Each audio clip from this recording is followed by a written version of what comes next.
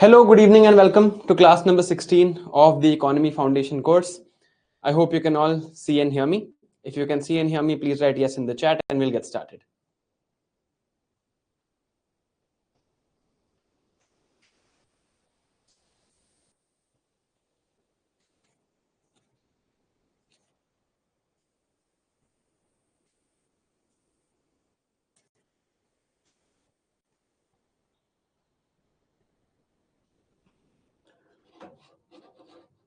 All right, most people are saying so that's good. अब आज की जो क्लास है उसमें हम सेम फॉर्मेट फॉलो करेंगे जो हमने कल डिस्कस किया था. फॉर द फर्स्ट 10 मिनट्स थोड़ी आराम से बात करते हैं. Let's get used to what we are going to discuss today. Then for 2 hours we will simply study and no distraction. Then we'll do 20 minutes of active recall and then I will take your doubts and questions. ठीक है, इसी format को follow करेंगे. यही बात हमने कल discuss की थी. This is exactly what you are going to do. कल नोट्स अपलोड होने में डिले हुआ था. It's my fault. मैं मेल करना भूल गया था टीम को. Really sorry about that. Now मेरी गलती, टीम की गलती नहीं, मेरी गलती है. I forgot to mail. Sorry, my fault. ठीक है, okay. Now how many of you have read recently? आप लोगों ने शायद न्यूज में देखा हो या you might have seen otherwise also. Just 1 second. You might have seen in the news recently that there is been a news that 850, मतलब मैं बस आपको दिखाना चाहता हूं कि यूपीएससी इंडस्ट्री में कितना मिसलीड किया जाता है लोगों को और किसी को कुछ समझ नहीं आता. 850 IRS officers have taken a VRS in the last 10 years. ये न्यूज काफी वायरल हो रही थी, है ना? ये न्यूज काफी वायरल हो रही थी. I am sure. तो आपने, आई एम श्योर आपने देखा होगा. और मैं एक बार चैट पब्लिक कर देता हूं. ये शुरू के 10 मिनट हैं तो यहां पर पब्लिक कर सकते हैं चैट. आप लोगों के हिसाब से क्या रीजंस थे? According to you what were the reasons for this? आपने, आई एम श्योर, यूट्यूब पे वगैरह वगैरह देखा होगा. मैं अभी आपको प्रूव करूंगा कि जहां से आप इंफॉर्मेशन ले रहे हो ना, 90% लोगों को कुछ नहीं पता होता. And I am sorry for using such harsh words. There is YouTuber, नाम नहीं लूंगा, वो मुझे टारगेट कर रहे थे इस न्यूज को यूज करके. ठीक है, बताओ, मुझे बताओ क्या रीजन है? क्या सुना आपने? और बिल्कुल खुल के बोलना. अरे मैं आपको बताऊंगा कि कितना स्टूपिड है और उसमें मेरा नाम लेना से इससे स्टूपिड तो कोई हरकत हो ही नहीं सकती. राइट? बताओ क्या रीजन है आपके हिसाब से, क्यों लिया लोगों ने? ठीक है, एक बंदे ने लिखा है because they wanted a better service. और खुल के बोलना, जो पढ़ा है ना वो बोलना. करप्शन बोल रहे हैं तो करप्शन बोलना. मैं अभी सारी चीज को डिबंक करूंगा. बेटर सर्विस चाहिए थी. और हाँ, यूट्यूब पे हाँ होगा, I am sure. They resign and join IAS IPS. ये तो बेटर सर्विस ही हो गया. और क्या होता है? करप्शन रीजन है. Very good. मैं यही बात करना चाहता हूं. एक्चुअली करप्शन है बिकॉज ये भी सुना होगा आपने शायद कि फेसलेस सिस्टम आ गया. फेसलेस सिस्टम के बाद करप्शन कम हो गई तो now they want to leave the service. है ना? ये सुना है? VRS means voluntary retirement scheme. ये भी सुना है ना? Field exposure is less. Very good. Field exposure is less. है ना? यही सब सुना है ना? False expectations from the services. भाई एक ही बात हुई. Interest in coaching. ठीक है, यही है ना? It is becoming like a desk job. Okay जी, ठीक है. ये भी सुना होगा कि डेस्क जॉब बन रही है. और कुछ? Corruption, money. ठीक है,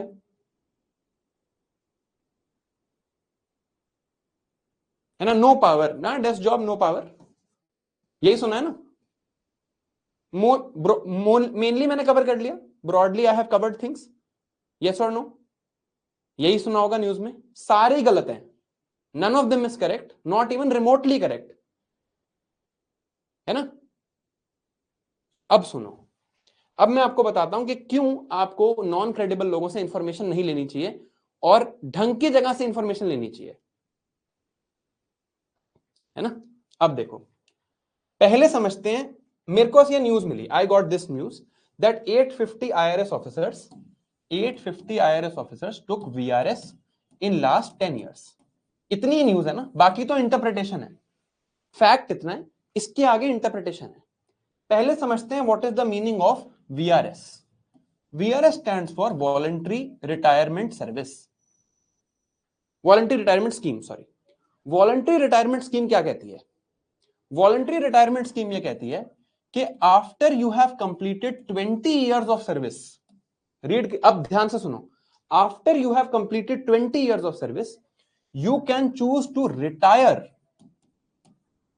फ्रॉम द सर्विस वॉलंटरीली। अगर आप 20 साल एज एन IRS ऑफिसर, और IRS is not just IRS income tax, IRS is IRS income tax and IRS indirect tax, यानी कि कस्टम्स एंड सेंट्रल एक्साइज, जिसे आप कहते हैं IRS GST।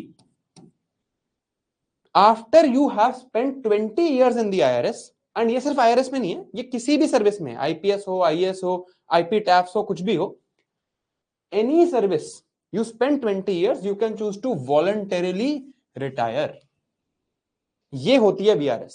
तो पहली बात तो इस इंफॉर्मेशन से मेरे पे बात करना या मेरे को कुछ कहना या पैशन परस्यू करने के लिए लोग कर रहे हैं, ये तो यूजलेस है, because I did not spend 20 years in the service, I have resigned, right, I have resigned.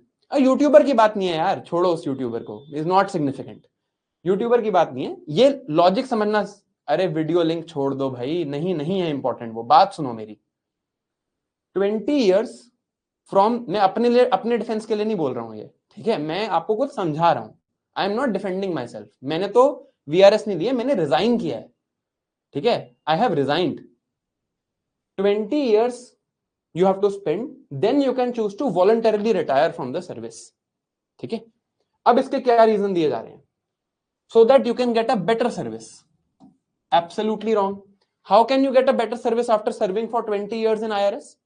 if you enter IRS even at the youngest possible age of 21, you can take VRS only after 41 years। 41 पे तो आप attempt नहीं दे सकते, so it is not possible that anyone is taking VRS to get better service, because VRS लेने का first criteria है that you must have 20 years in the service। तो जिसने भी ये बोला उनको लाइफ में कुछ नहीं पता, है ना, they are just making YouTube videos के सेंसेशनल न्यूज मिल जाए, उन्हें एक्चुअली कुछ पता नहीं है, ठीक है। ये तो बात खत्म हो गई। अब बात करते हैं corruption because of faceless system. Faceless system आ गया, करप्शन खत्म हो गई, और इसलिए लोग लीव कर रहे हैं। इस रीजन को एग्जामिन करते हैं। डेटा कितने साल का है?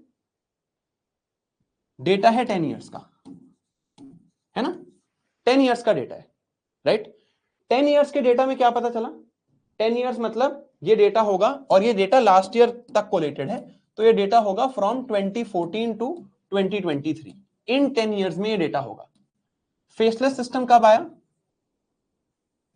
Faceless system was properly implemented in 2019। ऐसा तो नहीं है कि ये सिर्फ 2019 के बाद का डेटा है, it is not like it is merely after 2019 data. ऐसा तो नहीं है कि अगर मैं यहाँ पे रिटायरमेंट्स, यहाँ पे ईयर्स प्लॉट करूं और यहाँ पर मैं VRS प्लॉट करूं, तो ऐसा तो नहीं है कि पहले VRS इतनी थी, 2019 के बाद एकदम से इतनी हो गई। If this was the case, I don't know if this is the case or not, but if this was the case, then I can say that yes, it might be due to faceless system. But ऐसा तो नहीं है। This is cumulative data of 10 years. This is cumulative data of 10 years and both IRS income tax and customs. पहली बात तो faceless system came in 2019. Second thing, in customs and central excise or in GST, still there is no faceless system. है ही नहीं faceless system यहां पर, ठीक है। तो even this is incorrect, this can not possibly be the reason. It might have been reason for one और two, it might have been reason for one और two people, but it can not be a largely attributable reason, क्योंकि एक तो ये इस पे भी apply करता है और ये 2019 के पहले का भी डेटा है, तो this reason does not seem to be applying properly, correct. Next reason, field exposure is less. इसको डिबंक करते हैं। इस ऑर्गेनाइजेशन का आपने नाम सुना है?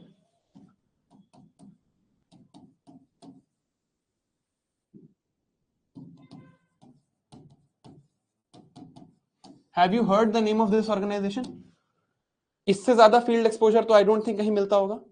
If you look at the enforcement directorate, a lot of people like this is a very powerful organisation, है ना.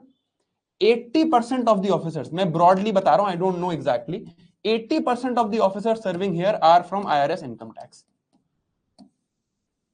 And if you become IRS income tax, it is sure that you will spend at least 7 to 8 years in this organization. Rather, actually, you will spend 10 years either in this organization or in the investigation wing. Investigation wing कौन सा wing होता है? Investigation wing is that wing जहां आप red मारते हो. Tax rates खत्म तो हुई नहीं इंडिया में. So 10 years are spent either in enforcement directorate or in investigation wing combined, और ये at least है, at least. Most people will spend more than 10 years in enforcement directorate and investigation wing. ठीक है, तो अब ये बात हो गई. So this takes away the logic of less field experience, takes away the logic of desk job. अब सोचते हैं कि क्यों हो रही है VRS. Why are people taking VRS? देखो, you have worked in IRS income tax or IRS GST for let's say, और IRS GST को भी मैं थोड़ा एक्सप्लेन कर देता हूं. जो IRS में IRS GST हैं, the people who are here, these are the people who are going to Narcotics Control Bureau. These are the people who are handling customs at ports and airports. तो इनकी भी desk job तो है नहीं. Customs and smuggling handle करना, drugs handle करना is not a desk job. This is actually a uniformed service. If you look at IRS Customs and Central Excise, you get the same uniform that you get in IPS. ये एक uniform service है. It is not a technically जैसे जो non uniform services हैं, जैसे IAS में आपको कोई यूनिफॉर्म नहीं मिलती, IPS में आपको यूनिफॉर्म मिलती है, IRS इनकम टैक्स में आपको कोई यूनिफॉर्म नहीं मिलती, यहां पर आपको यूनिफॉर्म मिलती है. This is a uniformed service. So even about this, about a uniform service, if you say it's a desk job, it's a wrong analysis, है ना. अब देखते हैं, why are people taking VRS? Now I don't know, but what could be the possible reasons? Is it better service? No. Is it desk job? No. Now VRS लेने का एक reason, मैं कुछ ऑफिसर्स को जानता हूं. I only know few officers who have taken VRS. And why have they taken VRS? I'm not saying this is the primary reason. Why have they taken VRS? What could be the possible reasons? जिन officers को मैं जानता हूं, from my experience, only 2 or 3 जिनको मैं जानता हूं, उन्होंने क्यों VRS लिया? They were in IRS income tax for 20 years. अगर 20 साल से ज्यादा आप IRS income tax में हो, you are very aware. You are very aware of the tax laws in the country. You are very aware of the tax laws in the country. तो private sector opportunities बहुत ज्यादा होती हैं after you have proven your worth. अगर आपको ये opportunity कोई देखता है प्राइवेट सेक्टर से कि this person is really expert in tax, इन पर्सन को बहुत अच्छे से लॉज पता है, they are doing a great job, इन्हें सारी इंफॉर्मेशन है about how the systems function, तो इन्हें प्राइवेट सेक्टर अपॉर्चुनिटीज मिल जाती हैं. And after 20 to 25 years of service, somebody might say that now I would like to work in the private sector. जितने लोगों को VRS का जानता हूं, again 2 or 3 people only I know personally, उनका रीजन यही है that private sector has given them great opportunities. They go on to become tax consultants. One of them has gone on to become a tax professor, okay, in a foreign university. ये reason है mainly, जितना मुझे पता है from my personal experience. This might not be the major reason, but clearly none of this is the reason. Even following passion is not the reason, because 20 साल के बाद आप पैशन फॉलो करने जा रहे हो, 20 साल के बाद है VRS. I have resigned to follow passion. So I have resigned within 1 year of getting selected because I was following my passion. Mudit sir has resigned to follow passion. He has resigned after 4 years or 5 years in the service. VRS जब आप 20 साल spend कर लेते हो, you are not doing it to do another job. You are doing it for a better opportunity. And IRS की ये अच्छी बात है that you learn so much about the tax incentives, there is so much about tax incentives that you know about the tax laws. तो जो बड़ी private organisations हैं, Reliance for example has offered jobs to IRS officers, और बहुत common trend है ये कि Reliance offer करता है jobs for high level tax positions. ठीक है, this is what the logic is. समझ आया? प्रॉब्लम क्या है इस इंडस्ट्री में? ये मेरी खुद की, ये मेरी थ्योरी है that in this industry views sell, in this industry logic does not sell. तो अगर आप किसी से कोई भी इंफॉर्मेशन ले रहे हो किसी भी टाइप की, प्लीज बी केयरफुल. ठीक है, प्लीज बी केयरफुल. और बिकॉज ये देखने के बाद मैंने एक चीज डिसाइड करी है that from this Sunday I will continue and restart जो एक चीज मैंने करके छोड़ दी थी, इंडिया विद क्लैरिटी. और वहां पर इन्हीं चीजों के बारे में बात होगी. I will do this. ठीक है, प्रॉब्लम क्या है कि मेरे पास एक बहुत बढ़िया वीडियो एडिटर नहीं है. ठीक है, एंड इट्स मतलब उनसे बोलना वीडियो एडिटर को कि आप वीडियो एडिटर आओ, फिर आप एडिट करो, फिर मुझे वो पसंद आए, तो उससे ना बहुत ज्यादा वो हो जाता है, like there is a long gap. मैंने आज वीडियो बनाई, 6-7 दिन में वो एडिट करके देते हैं, मुझे दिक्कत होती है ना. तो मैंने सोचा है कि मैं एडिट नहीं करूंगा अभी के लिए, at least I will not edit. ऐसे बता दूंगा जैसे अभी आपको बताया, अभी जैसे आपको बताया वैसे बता दूंगा. Even then I think it will be okay. ठीक है, अगर कोई आएगा भी वीडियो एडिटर तो भी वो टाइम लगाएगा. I am not saying I don't know video editors, वो आएंगे तो वो टाइम लगाएंगे. I don't have that time. तो ऐसे I am hoping even this is okay. अगर मैंने ये बात ऐसे बता दी होती, I hoping even this is okay, बिना without video editing also this is okay. है ना, नॉलेज ट्रांसमिट होनी चाहिए. It does not matter if video editing is happening और नॉट. है ना. चलो अब आज की क्लास स्टार्ट करते हैं. आई होप कुछ सीखा आपने, है ना. Half knowledge is a very dangerous thing. ठीक है, half knowledge is a very dangerous thing. तो और मतलब अब अगर किसी ने सोच ही लिया है कि मुझे कुछ ना कुछ कहना है तो आप क्या ही लोगे, बट एटलीस्ट बी लॉजिकल. है ना. चलो स्टार्ट करते हैं.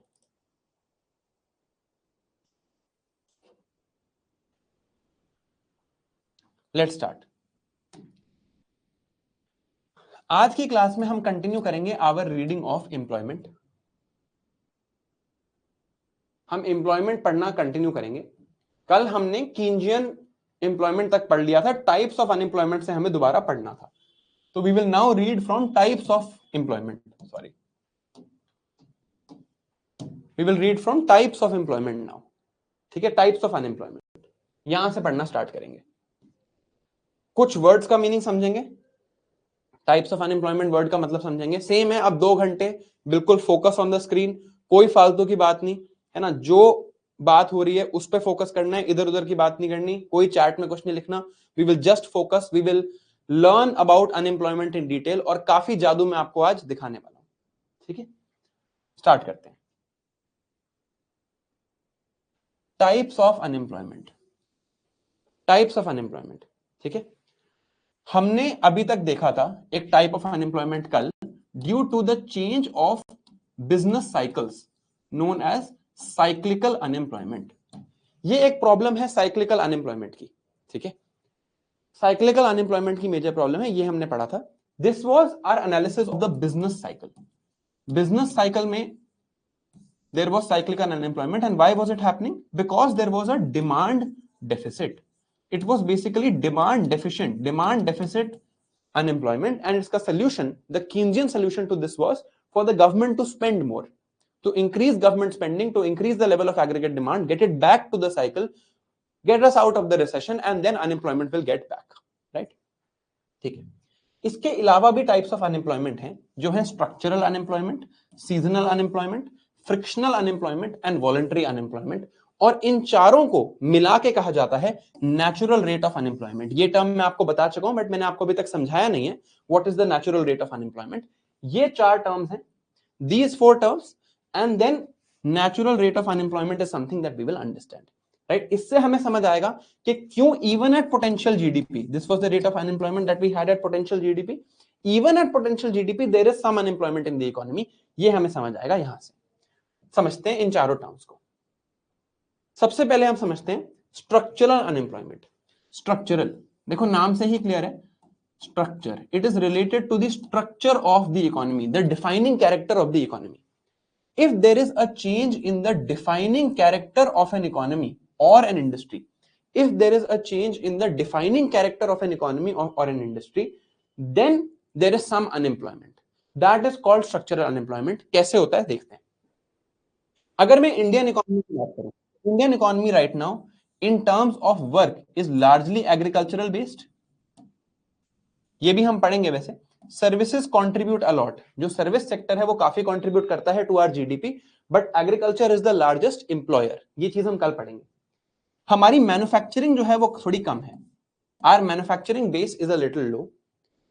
जो स्किलिंग है, हमारी स्किल लेवल है, उसमें हमें एनहेंसमेंट की जरूरत है। हमारी स्किलिंग लेवल जनरली कम है, but we have a high number of workers because we have a low median age, we have a large working age population, we have high number of workers, skilling is required.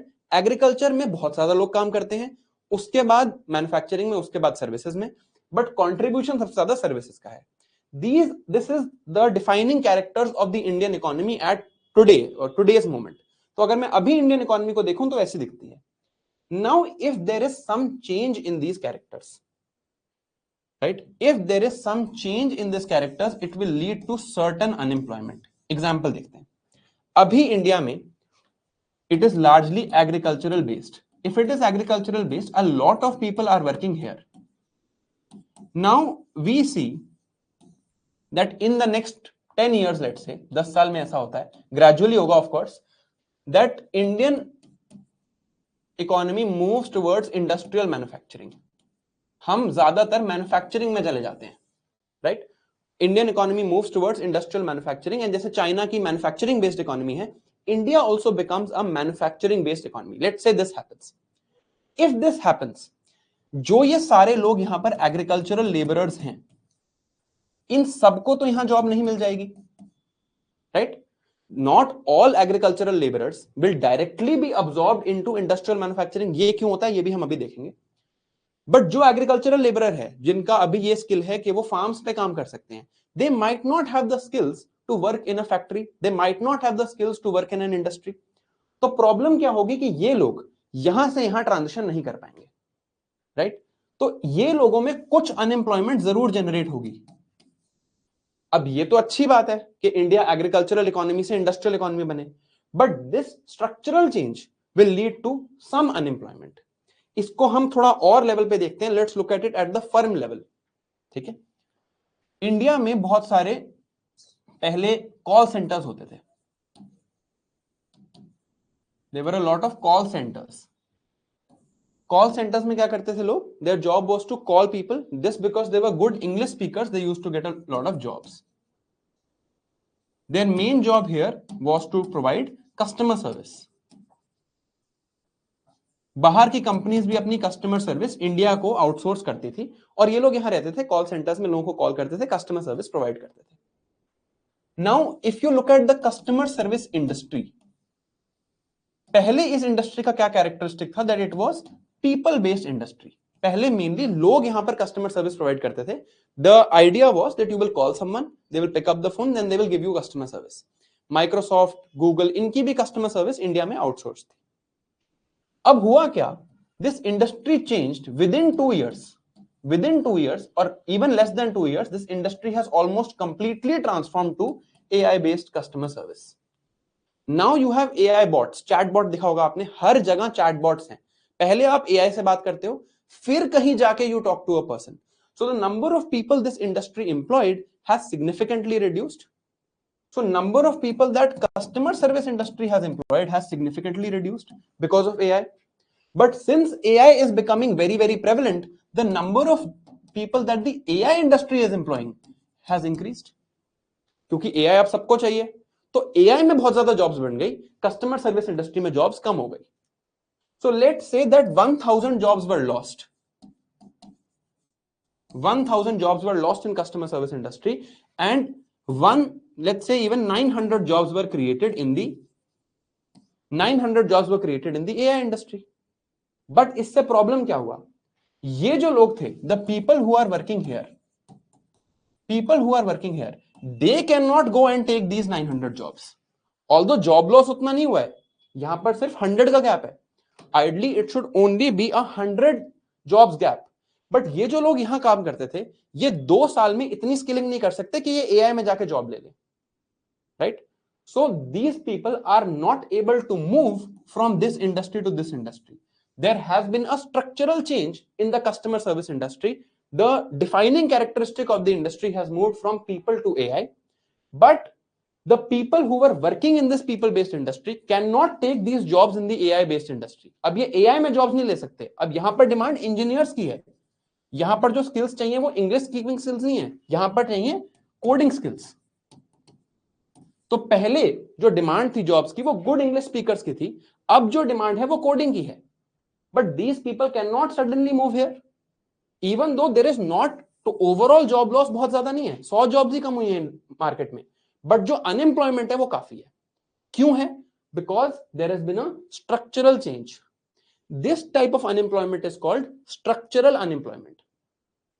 अब इस unemployment हो क्यों रही है? These people are unable to move, they are unable to move. जो इनका movement है from one industry to the other, that is not happening. So they are not mobile, they cannot move. So this phenomena of workers not being able to move from industry to industry is called immobility.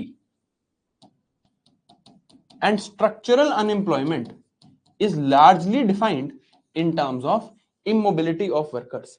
There is a structural change in the economy, there is a structural change, a characteristic change in the economy, and this characteristic change causes and because of this characteristic change and the factor of immobility, there leads to unemployment. Examples देखते हैं. हम अब agriculture based economy से industry based economy, manufacturing based economy बन जाएं, तो ये phenomena होगा. अगर पेट्रोल कार्स से ईवी कार्स पे शिफ्ट हुआ, the car industry has shifted from petrol cars to EV cars. From human based customer service we have shifted to AI based customer service. जब ऐसा होगा, there will be some jobs lost because people cannot move from here to here directly. If someone is an expert in making petrol cars, they can immediately not start making EV cars. Because of this, there will be some structural unemployment. And structural unemployment is happening because there is immobility. Right? So these changes, these structural changes are causing certain unemployment. This leads to structural unemployment in the economy. Now, let's understand what are the forms and causes of structural unemployment. हमने logic तो समझ लिया कि structural unemployment होता क्या है, इसके forms और कॉजेस को समझते हैं. पहला, there is a permanent fall in the demand for specific labor. ध्यान से पढ़ते हैं स्टेटमेंट को. Permanent fall in the demand for specific labour. जो हमने अभी एग्जांपल देखा कस्टमर सर्विस वाला, वहां क्या हो रहा था? Permanent fall in the demand for specific labor. Which labor? Customer service labor who were good English speakers, because of technology. So one reason for structural unemployment can be there is permanent fall in the demand for specific labor. That is one, it could be technology. Second, it could be due to globalization. इसका example देखते हैं. Earlier in USA, they were a manufacturing based economy. But then as China emerged and globalization emerged, most of the low skill manufacturing jobs मतलब shirts banana, toys banana, consumer items banana, low skill manufacturing jobs from the USA moved to China. और अभी आप देखो China is the manufacturing hub of the world, and USA में किस type की growth हो रही है? They became a technology based economy. If you look at the major companies of the world, Microsoft, Google, Facebook, all of these companies are American based. So they became a technology based economy. So US has now started employing which people? People who had tech skills.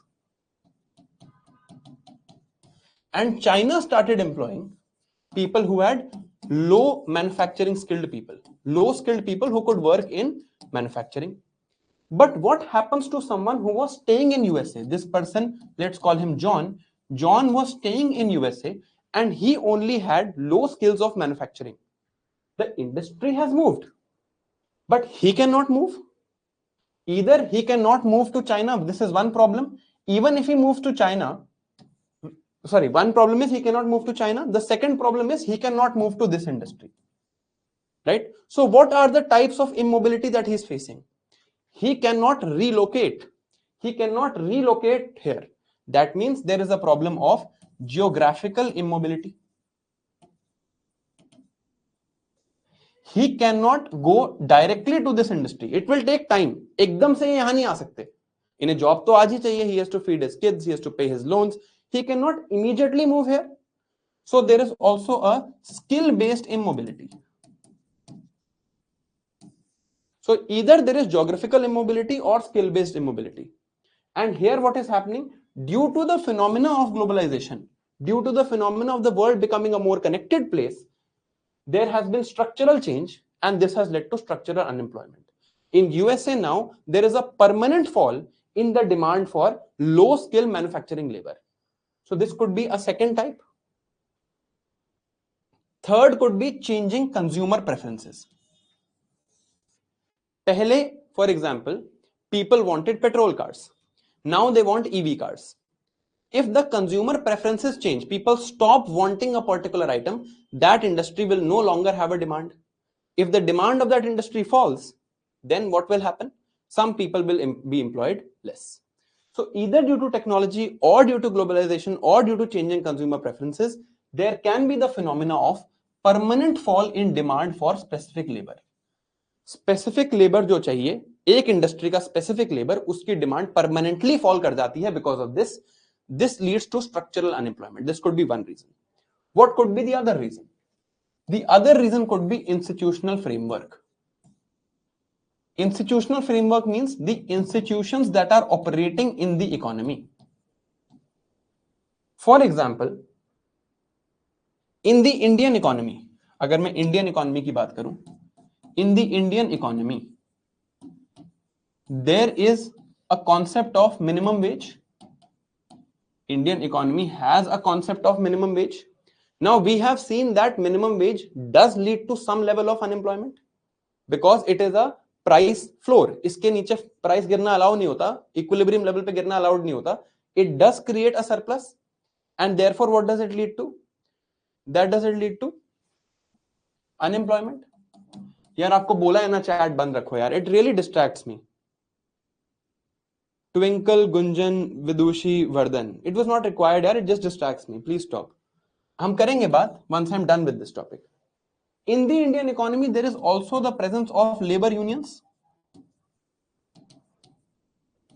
There is also the presence of labor laws. Labor unions and labor laws are also there in the Indian economy. This also leads to some level of unemployment. है ना? तो अब क्या हुआ? Because of these things, these are institutions that are defining characters of Indian economy. This is the structure of Indian economy, right? Indian economy में कुछ minimum wage regulation है.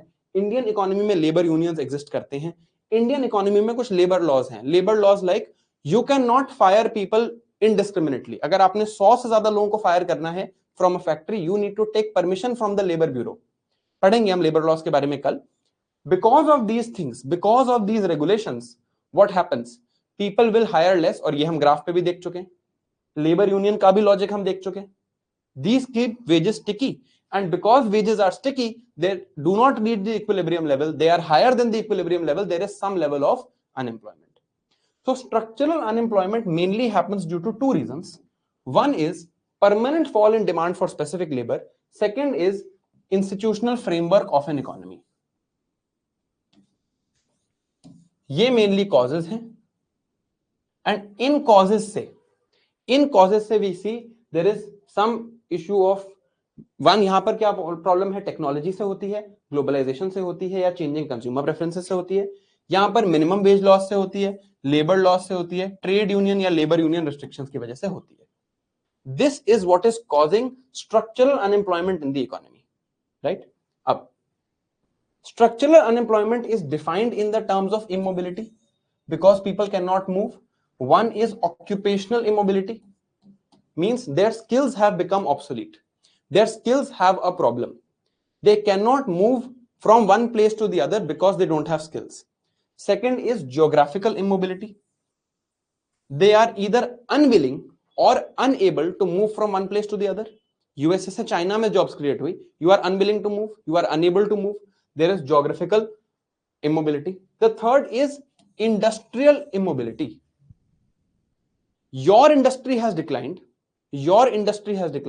and you cannot move to another industry. Your customer service industry has declined and you cannot move to another industry. Similar to skill, but skills can be across industries also.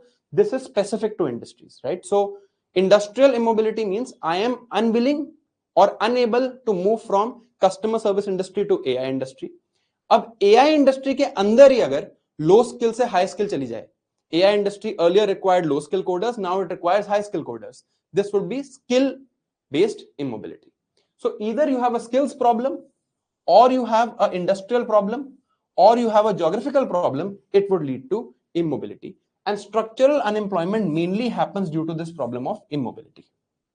ठीक है, यहां तक logic समझ आ रहा है, क्या बात चल रही है? Is it clear till here? Yes or no? फिर मैं आपको एक क्वेश्चन दूंगा. Is it clear till here कि क्या बात हो रही है? Yes or no? Now you can tell me in the chat.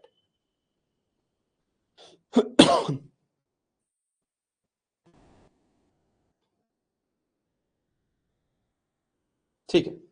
Now tell me. Now think for 1 minute and tell me how can I tackle structural unemployment? How can I tackle structural unemployment? मैं इस unemployment को tackle कैसे करूं?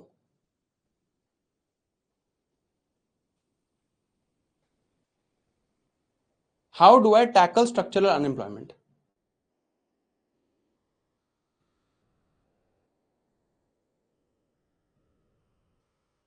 Okay, skill based education. What else?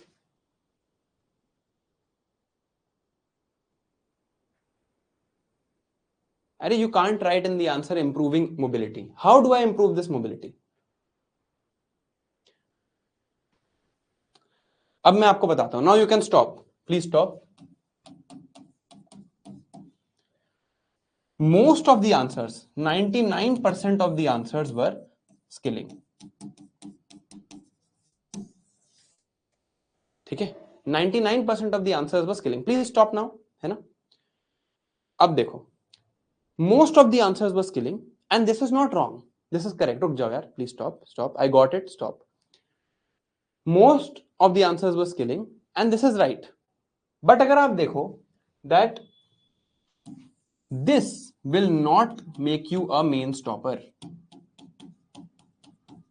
Because ये तो सबको समझ आ रहा है ना.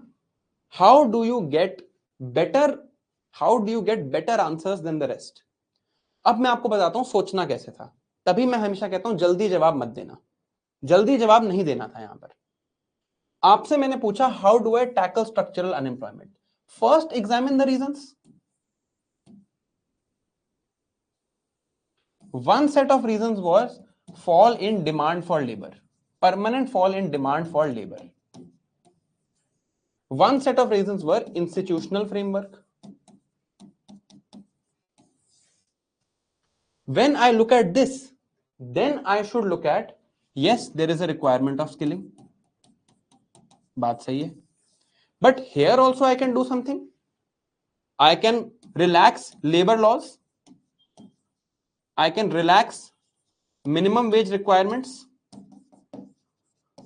This is also किसी ने नहीं बोला. Although this is fairly evident कि reasons यहाँ हैं. Now look at further reasons. Major reason was immobility. Immobility में industrial and skill based immobility gets solved through skilling.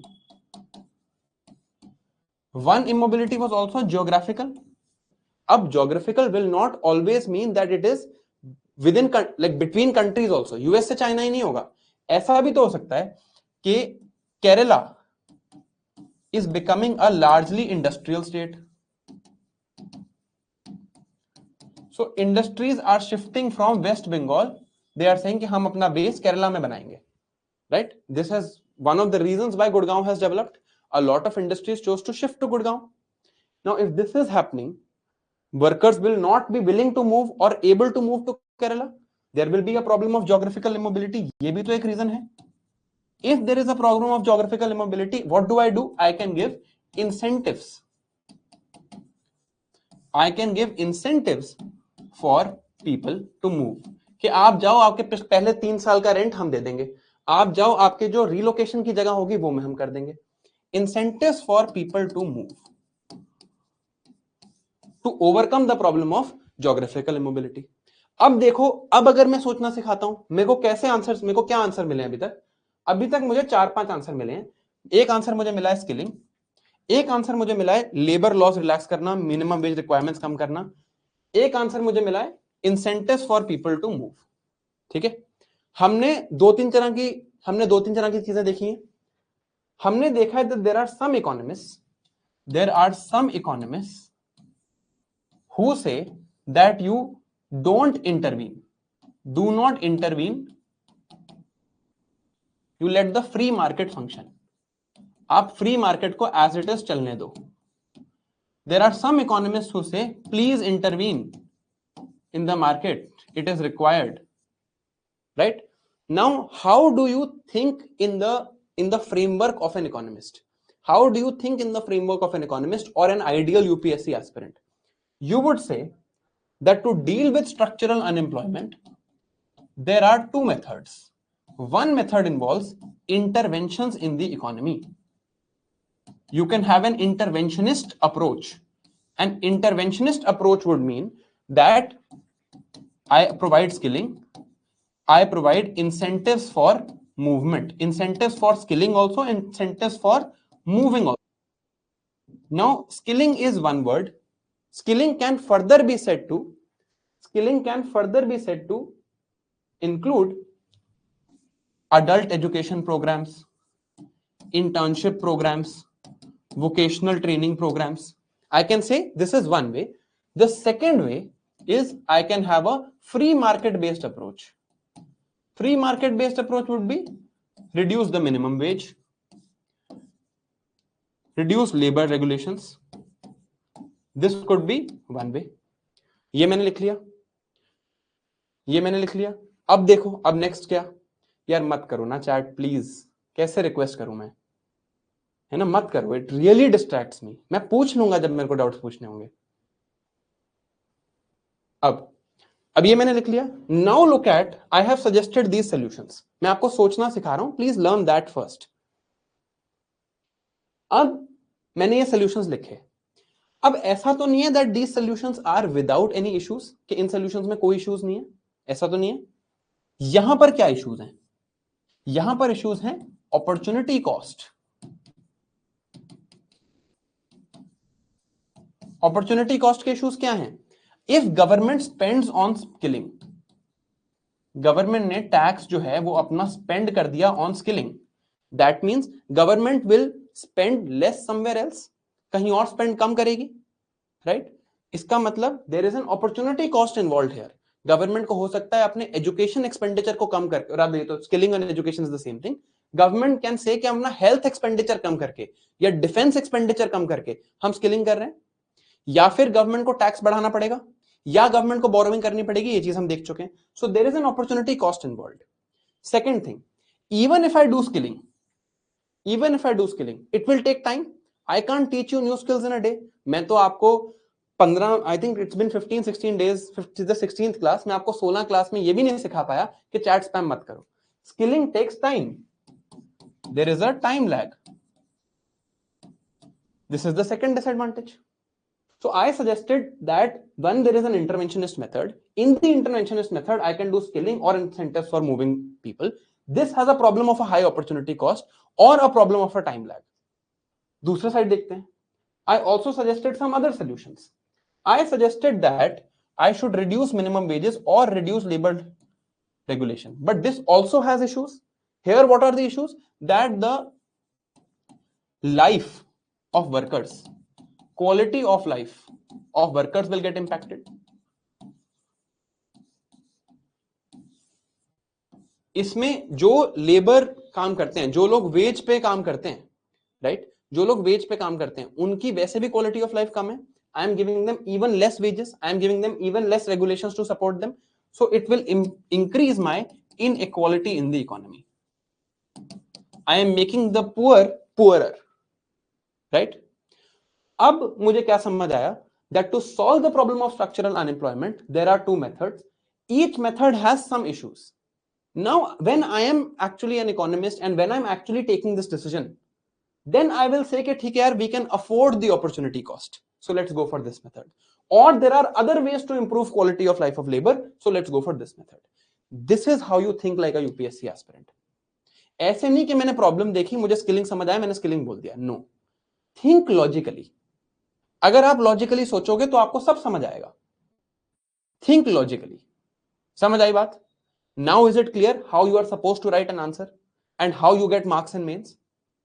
पहले आपके दिमाग में ये बने, तब नंबर आएंगे. अगर आप स्किलिंग बोल दो, आपके नंबर नहीं आएंगे, आप कितने भी अटेम्प्ट दे दो. And you must have realised there are a lot of people who keep getting stuck in the mains cycle. वो मेंस देते रहते हैं, कई एक दो बार इंटरव्यू भी पहुंच जाते हैं, they never get to the final list. This is the problem, because they will not structure their answers like this. और फैक्ट बता रहा हूं, आंसर कॉपीज उनकी पढ़ के, मैंने पर्सनली उनकी आंसर कॉपीज पढ़ी है, and I have seen this problem happen. ठीक है. नाउ अब मैंने इतना ध्यान क्यों लगाया इस पे? I've written the same things here. Tackling structural unemployment has two methods: interventionist or free market method. For free market-based solutions are reducing this. This has some issues. Interventionist are this. Here also there are some issues. ठीक है. अब एक चीज दिखाता हूं. याद है आपको? याद तो आ गया होगा वैसे, बट नहीं भी आया तो देख लो. This question was asked last year only. Last year this question came. Now you can write skilling. You can write skilling here, or you can draw that table, show the issues, and then write a fair balanced conclusion. है ना? This is the difference that I want you to create. I hope थोड़ा समझ आ रहा हो. Now we'll take a 1 minute break. It's been 30 minutes. We'll take a 1 minute break and we'll continue from next type of unemployment, that is seasonal unemployment.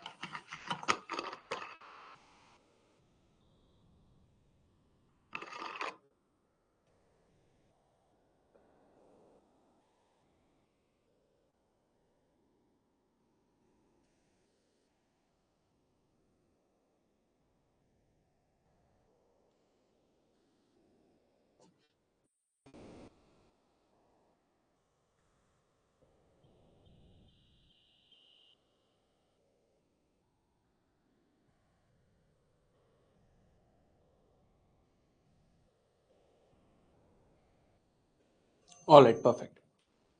अब next 30 minutes I want you to focus. ठीक है. Please no questions, nothing. Please focus on the board now for next 30 minutes. Let's go. हमने अभी structural unemployment देखा. Let's look at the next types of unemployment. Second type of unemployment is seasonal unemployment. Fairly easy to understand. Seasonal unemployment में कुछ नहीं है. Unemployment that arises due to seasonal nature of industries.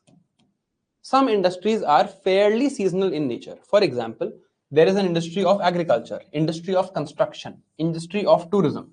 For example, अभी दिल्ली में क्या हुआ? The AQI increased. When the AQI increased, the implementation of GRAP 4 was there. सुना होगा आपने? GRAP 4 न्यूज में काफी है इस बार. Because GRAP 4 लगा, construction activities were stopped. Because construction activities were stopped, then what happens? people who were looking for construction jobs suddenly will not find jobs in this season when there is pollution in Delhi. Agriculture की मैं बात करूं तो agriculture is highly seasonal in nature. Why is it highly seasonal in nature? Because there are two harvesting months. अप्रैल में harvesting होती है, अक्टूबर नवंबर के time पे हार्वेस्टिंग होती है, राइट? अप्रैल में बहुत एग्रीकल्चरल लेबरर्स की जॉब्स हैं, अक्टूबर नवंबर में बहुत एग्रीकल्चरल लेबरर्स की जॉब्स हैं, बट बाकी टाइम पे एग्रीकल्चर लेबरर्स को उतनी अच्छी जॉब्स नहीं मिलती या कई लोग अनएम्प्लॉयड रह जाते हैं. So there is a seasonal nature of work in this industry. अगर मैं टूरिज्म की बात करूं, टूरिज्म में भी होता है ऑफ सीजन में जाना है या ऑन सीजन में जाना है, राइट? अगर हम बात करें let's say two cities in the Himalayan regions of India, Shimla, Manali, Mussoorie, there is much more tourism here in the summer months than there is in the winter months. तो summer months में demand is high. When demand is high in summer months, what happens? There is more employment. But in the winter months, demand is low, so employment is also low. So this is simply a seasonal nature of this industry, and because this industry is seasonal in nature, it leads to seasonal unemployment.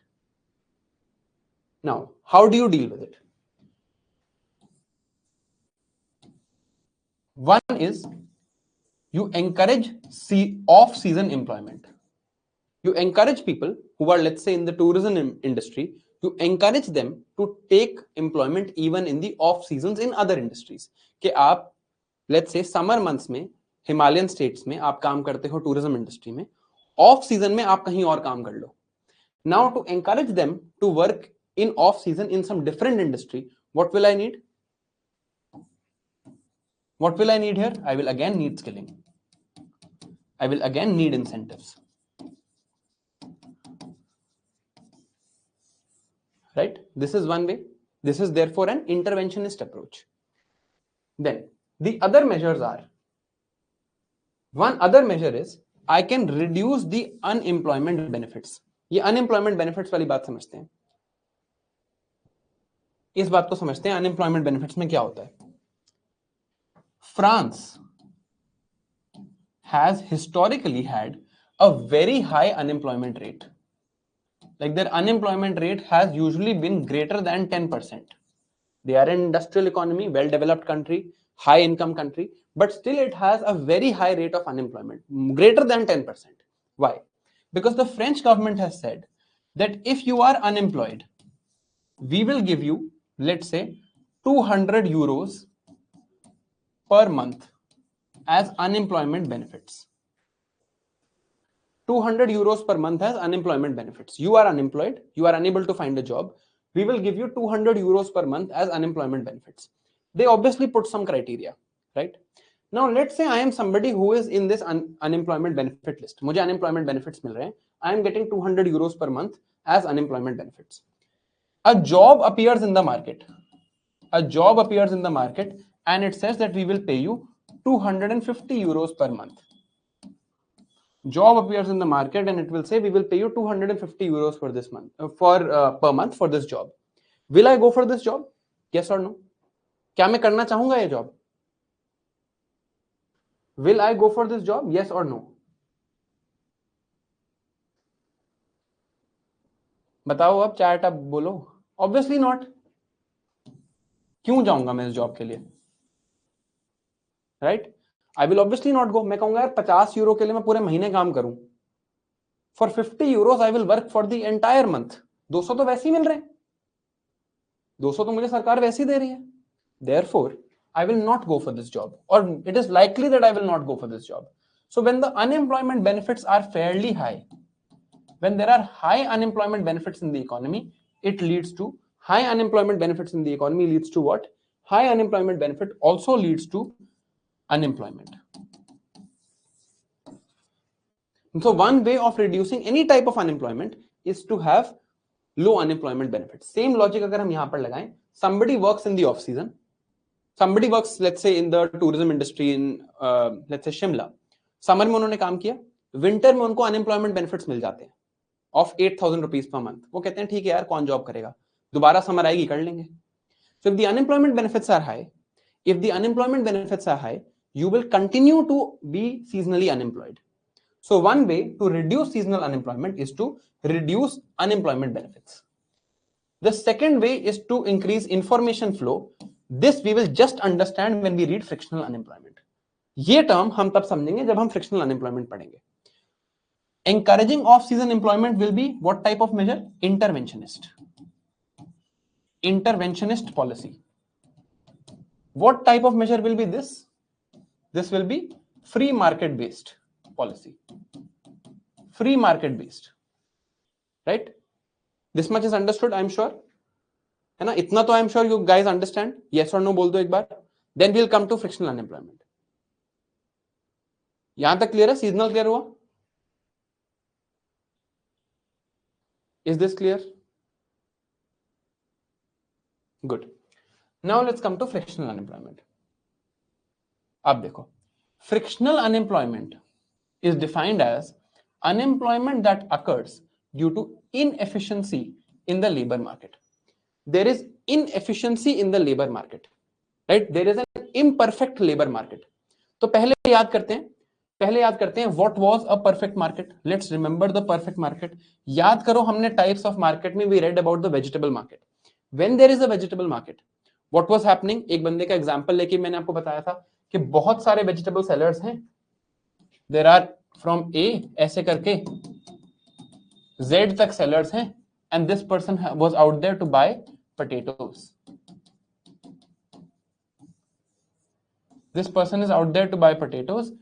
ये तब last वाले पे जब तक जाएगा, only if you remember this example, if we know this till the end, information अगर उसके पास proper है, यहां पर 50 रुपए किलो, 50 रुपए किलो, 50 रुपए किलो, 50 रुपए किलो, 50 रुपए किलो, 50 रुपए kilo, 40 rupees kg.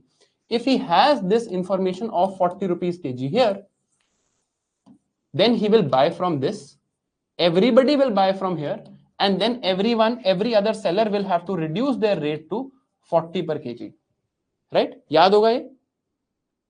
Now, what was this phenomena? This was that there is perfect information available. सारी information available है. This person goes to buy potatoes. यहाँ till यहाँ from A to X, he gets 50 rupees kg. Right? If he only goes till here, he will buy for 50 rupees kg. But if he goes to the entire market and goes to Z, then he knows this person is selling for 40 per kg, he will buy from here. So if perfect information is available, the market becomes perfect. Right? Perfect information is available, the market becomes perfect, the competition becomes perfect. But in the labor market, there is a problem of lack of perfect information. There is not perfect information in the labor market. Labor market perfect information नहीं देती. Now let's understand what this statement means. ठीक है, इस बात को समझते हैं. देखो, lack of perfect information or lack of proper dispersal of information means what? That there exists a job. एक job exist करती है. There exists a job that is perfect for your skills. आपके लिए एक perfect job exist करती है. But this distribution of information takes time. Let's say today here, इसका live example दिखाता हूं. Right now, I have a job to give to someone who is someone जिसको UPSC के बारे में थोड़ा बहुत पता हो and who has good video editing skills. Today this job exists. Right now, I can give this job to someone right now because मुझे चाहिए India with clarity करने के लिए. Right? This job exists, but it will take time for this information to disperse. Then for me to find the suitable candidate, then I will hire. है ना? Live example है. ऐसा तो नहीं है मैंने अभी आपको यहां पे अनाउंस किया कि मुझे एक वीडियो एडिटर चाहिए जिसको यूपीएससी के बारे में पता हो, अच्छे स्किल्स हो. ऐसा तो है नहीं कि इमीडिएटली दिस विल हैपन. ऐसा तो है नहीं कि एक ही बार में ये सब कुछ हो जाएगा. द इंफॉर्मेशन टू डिस्पर्स, पहले मैं इंफॉर्मेशन डिस्पर्स कराऊंगा, फिर लोगों को पता चलेगा, फिर उन्हें सूटेबिलिटी समझ आएगी, फिर उन्हें सैलरी समझ आएगी, फिर वो आएंगे, फिर वो इंटरव्यू देंगे, फिर हायर होंगे. So this problem of information dispersal will always be there. Right? This is what causes frictional unemployment. Let's say there is a video editor here by the name of Mr. X. Mr. X is perfect for this job. But for him to get this information, give the interview, and then finally come in and get hired, it will take some time. This time delay is what causes frictional unemployment, because for this information to reach him, there is a time lag. ठीक है? This is called frictional unemployment. इसके examples देखते हैं. For example, people who are in between jobs. In between jobs means I leave my current job and I go to my other job. मैं ये job छोड़ के अब कोई और job चाहता हूं. Let's say I want to go to some other place, right? I want to, let's say, now work in a hospital. So I will leave this job, then give an interview, then get hired, then start working. So there will be a gap. Second is individuals who have left education and are waiting to start their first job. I have left education. I have just come out of college. Now I am waiting for me to start my next first job. मेरी पहली job मैं start कर रहा हूं. मैंने अभी degree अपनी की थी. मैंने लोगों को रेज्यूमेस भेजे, एम्प्लॉयमेंट के लिए मैंने सीख किया लोगों से. It will take some time for me to get hired. Maybe I get hired in 2 to 3 months. Okay, that waiting period is there when I'm seeking a job, but I'm not getting one. So this is frictional unemployment. Now, अब आप सोचना और जल्दी जवाब मत देना. Is frictional unemployment a bad thing or a good thing for the economy? And give me reasons. Is frictional unemployment a good thing or a bad thing? Don't answer quickly. Think about it. सोच के reasons के साथ जवाब देना. उल्टा सीधा जवाब please मत देना.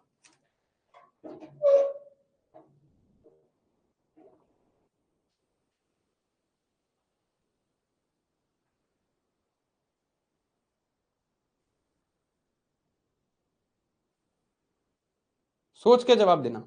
Is it a good thing or a bad thing?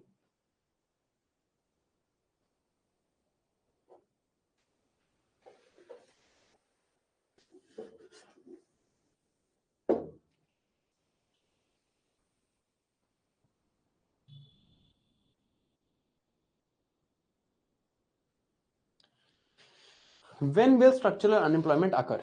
Let's see if it's a good thing. अब देखते हैं whether it's a good thing or a bad thing. Let's understand. ठीक है? This person is working in company A. He used to leave his job,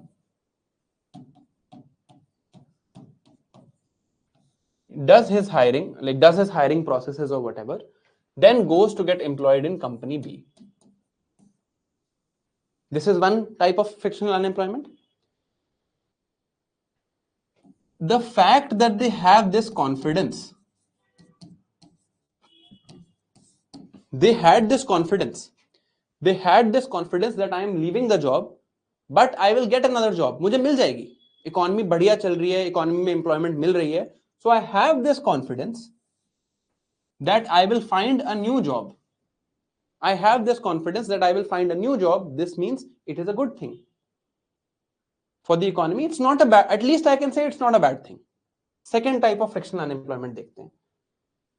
This is a person and she has just completed her college education.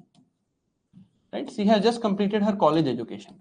After completing her college education, she is seeking a job. And in this time, it takes 3 to 4 months. Now, these 3 to 4 months are directly because she had completed her college education. So again, it's not a bad thing. She got a college education, only then she is frictionally unemployed. Education के बाद job seek कर रही हैं. Education मिली इसलिए तो frictionally unemployed है. That means again, this is not a bad thing for the economy. At least it's not a bad thing. It's a good thing or not is difficult to debate, but it's not a bad thing. It's not a bad thing कि economy में frictional unemployment है. ठीक है? All right. How do I deal with it? How do I deal with it? Again, one market-based solution of dealing with frictional unemployment would be to reduce the unemployment benefits. If I reduce unemployment benefits, there will be more incentive for people to go out and find jobs. In the example of this lady right here, इन्होंने अपनी college education पूरी करी and कहा कि I am seeking a job. इनको unemployment benefits मिलते हैं of 10,000 rupees per month. She gets a first job offer of 12,000 rupees per month. She will say नहीं चाहिए. Right? She will say I don't need it. Because Already 10,000 rupees per month is there. But if the unemployment benefits were nearly 1,000 rupees per month, she would take this job. Right? This is one way to reduce frictional unemployment in the economy. What is the second way? To improve the flow of information. जादू आने वाला है बहुत जल्दी. To improve the flow of information, to let people know that these jobs are aware, to reduce this time duration. Why is this company successful? Why is this company successful?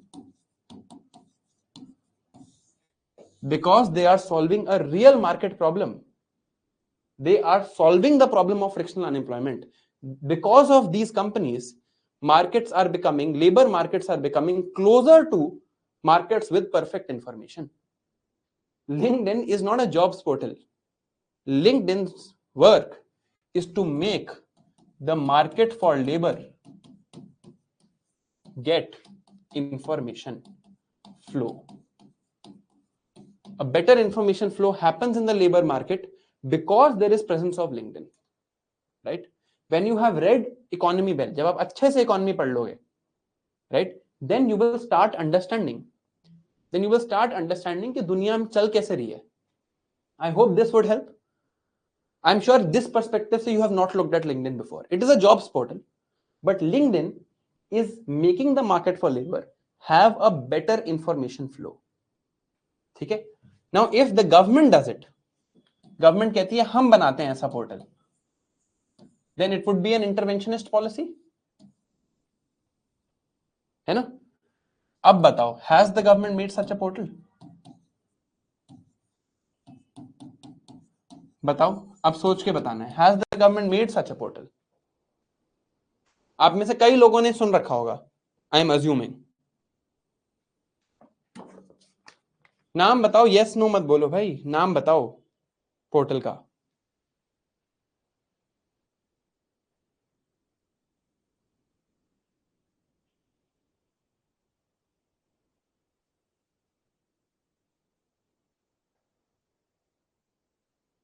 Shram portal, very good. There is a Shram portal by the government of India for workers. There is a national career service portal for workers. Government क्यों कर रही है ये? Right? अब देखो, अब मान लो मुझे श्रम पोर्टल पे, मान लो मुझे नेशनल करियर सर्विस पे क्वेश्चन आ जाए. I will not write government is देखो, अब देखो, I get a question on national career service portal, NCS portal पे या श्रम पोर्टल पे मुझे क्वेश्चन आ जाए. Right? One way to write this answer is government has made a portal for workers. Government has made a portal for workers. One way to write it is government is increasing the information flow in the labor markets, thereby reducing their inefficiency, leading to reduction in frictional unemployment. आप बता दो किसको ज्यादा number दोगे? Where you will give more marks? ये लग रही है पढ़ी लिखी बात, ये लग रही है आम बात, ये सबको पता है, ये पढ़ी लिखी बात लग रही है ना? ये this is where we have to reach, यहां पहुंचना है हमें. चलो, last type of unemployment is voluntary unemployment. Voluntary unemployment, person chooses to remain unemployed despite being offered a job. I have been offered a job, but I choose to remain unemployed. For example, job is considered below dignity. For example, I am a doctor. Let's say I am offered the job of, I don't think any job is below dignity. So ये example ठीक नहीं है. Let's say there is a PhD scholar who is offered a job of a bachelor level researcher. एक PhD scholar को bachelor level researcher की job मिली, तो वो कहेगा नहीं यार, ये मेरे स्किल लेवल से नीचे है, this is below my skill level, so I will not do it. Right? This could be one reason. मेरे को मिल रही है, मैं नहीं लेता. Second, demand for better offers. Let's say I have been offered a job of 50,000 rupees per month. I am saying no, I'll wait. I know I can get 70,000 rupees per month also. I know I can get a better job also, so I'll wait. This could be one reason. Third, again, could be lucrative unemployment benefits. You are getting very high unemployment benefits. You'll say, यार क्या करना job पे जाके, मिल रही है, you'll still not take it, right? Now, this is voluntary unemployment. Now you tell me something. अब आपने सोच के बताना है. हमने 4 तरह की अनएम्प्लॉयमेंट देखी. I saw unemployment of one of structural nature. ये क्यों हो रही थी? Because some changes were happening, है ना, इकोनॉमी में कुछ चीजें चेंज हो रही थी.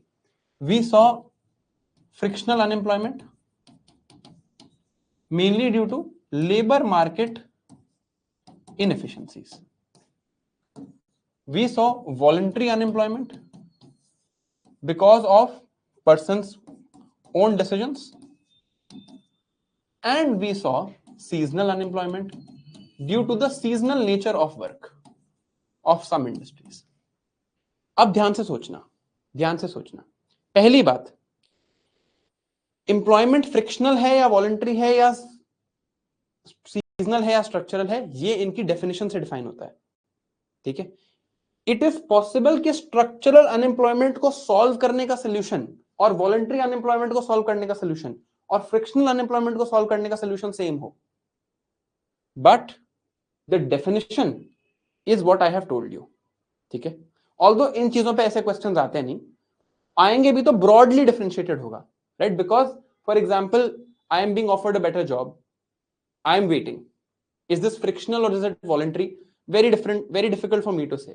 I would say it's voluntary, but some economists might say it's frictional also. It's very difficult to say. तो अगर आएगा तो it will be clearly differentiated question होगा, इतना closely differentiated question नहीं होगा. But the question that I want to ask you now, the real question is it possible that the economy is having no structural change anywhere? Is it possible that the labor market is completely efficient with 100% perfect flow of information?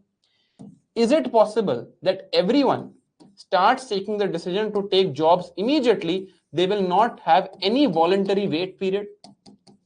Is it possible that there is no seasonal nature of work in the economy? Is it possible?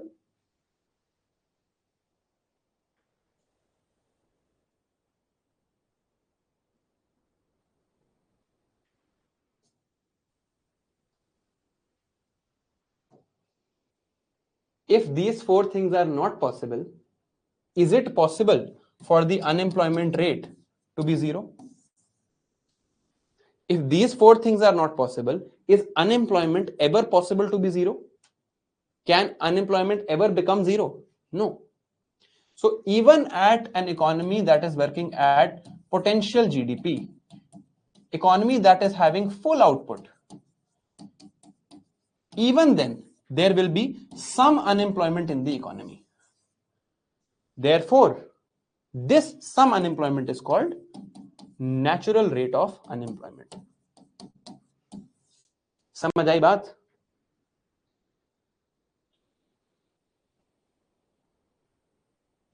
Clear? Is now everything connected? Even at potential GDP, at full employment, there is some unemployment in the economy. That is natural rate. Of course, I can reduce it. I can say मुझे structural unemployment कम करनी है. I can reduce it. I can never make it 0. मुझे frictional unemployment कम करनी है. Of course मेरे को कम करनी है. मैं चाहता हूं कि लेबर मार्केट जितनी एफिशिएंट हो सके उतनी एफिशिएंट हो, but can it be 0? No. Can voluntary unemployment be 0? No. Can seasonal unemployment be 0? No. मैं कम करना चाहूंगा. Of course I would want it to be less, but these types of unemployment will always occur in the economy. Therefore, even at full output in the economy,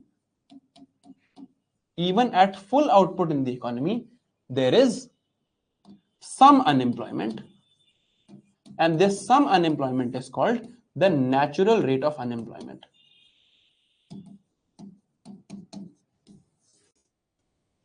This is the natural rate of unemployment. बात clear हो गई बात है ना?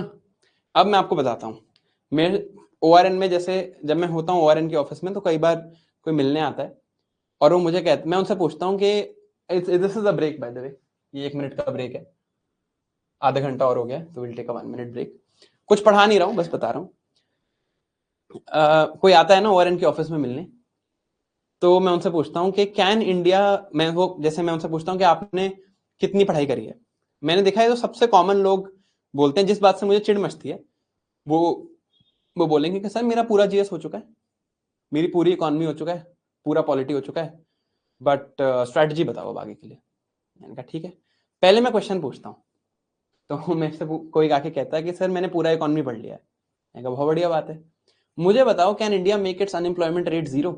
कहते हैं हाँ sir बिल्कुल, स्किलिंग कर दो, बिल्कुल आप मतलब you have more jobs, more skilling, more investment, more growth. मैंने कहा बहुत बढ़िया, मजा आ गया। तो आपको भी, आप किसी अपने दोस्त से लाइब्रेरी वाइब्रेरी में जाके पूछना एक बार कि यार इंडिया को अपना अनएम्प्लॉयमेंट रेट 0 करना है, कर लेंगे क्या? चाहे उनसे पूछ लेना जिन्होंने इंटरव्यू दे रखा हो। Most people don't know this, क्योंकि क्या हमने अभी तक समझा ही नहीं इकोनॉमी को, हमने सब रट रखा है। Most people don't understand this, that there will be a natural rate, right? There will be a natural rate in the. अब एक और क्वेश्चन मैं पूछता हूं उसके बाद। I asked them another question. I asked them, चलो मान लो कर सकते हो, do you want to live in a country, अब ये जवाब आप भी दो, मान लो हम ये कर भी सकते हो, do you want to live in a country with 0 unemployment? और रीजन देना, जल्दी मत बोलना। अब ये आपका क्वेश्चन है, this I am asking you, this is my standard go to question when I meet someone and they say कि मैंने इकोनॉमी पढ़ लिया। This is my standard go to question, do you want to live in a country with 0 unemployment? Yes और no नहीं बोलना मुझे, yes और no नहीं बोलना, give me reasons, if no why, if yes why. देखते हैं, अभी आपको आता ही नहीं है।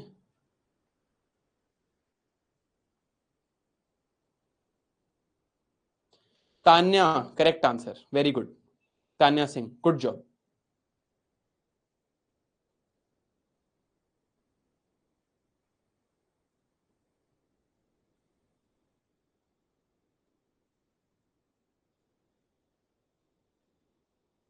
Praveen, good answer. Aryan Agrawal, good answer.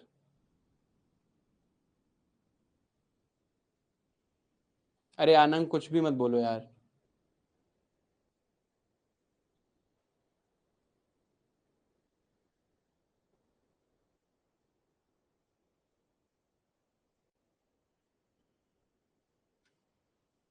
अभी तक तो जिनका मैंने नाम लिया है मुझे उन्हीं के आंसर्स अच्छे लगे हैं। सोच लो 1 मिनट और, you can think for 1 more minute.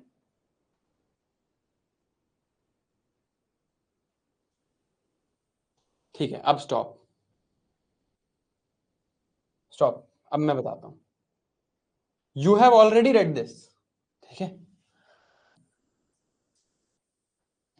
You have already read this. Now stop, please stop, please stop. This is price level, this is real GDP.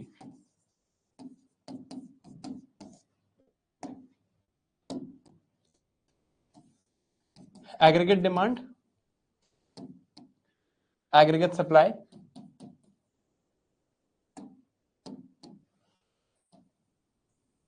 long run aggregate supply.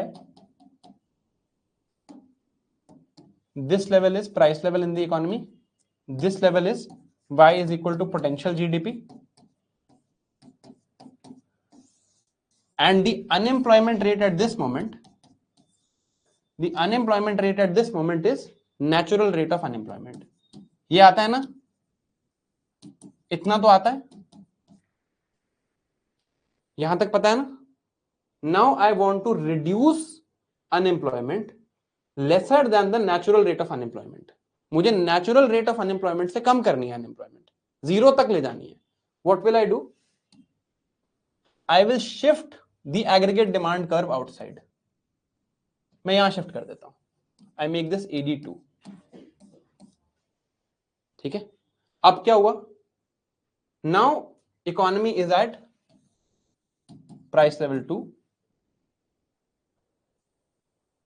economy is at Y2, and now the unemployment rate is less than natural rate. The Y is greater than, Y2 is greater than Y potential. यहां तक भी clear है? This also is clear. ये भी पढ़ चुके हैं हम. GDP is greater than potential GDP. Unemployment is less than natural rate of unemployment. है ना? अब ये कहां हो रहा है? Where has this change happened? In the short run.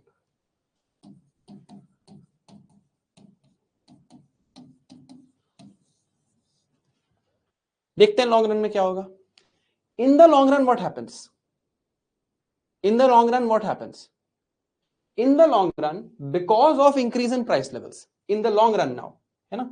In the long run, in this graph, in the long run, as the price level goes up, the wage rate also goes up.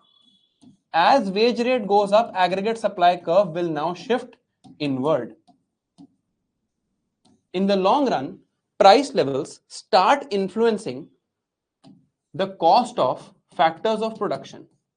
So the aggregate supply curve also shifts inward. So in the long run, what happens in this economy is that aggregate supply now shifts inward, and we get to something like this. So we have aggregate supply 2. In the long run, we get to aggregate supply 2, and again we reach this point. This is point 3. Now at point 3, what happens? In the long run, at point 3, what happens? At point 3, the GDP is again equal to potential GDP. The unemployment is again equal to the natural rate. But I have caused a huge inflation increase from PL1 to PL3. I have caused a huge inflation from PL1 to PL3 without increasing.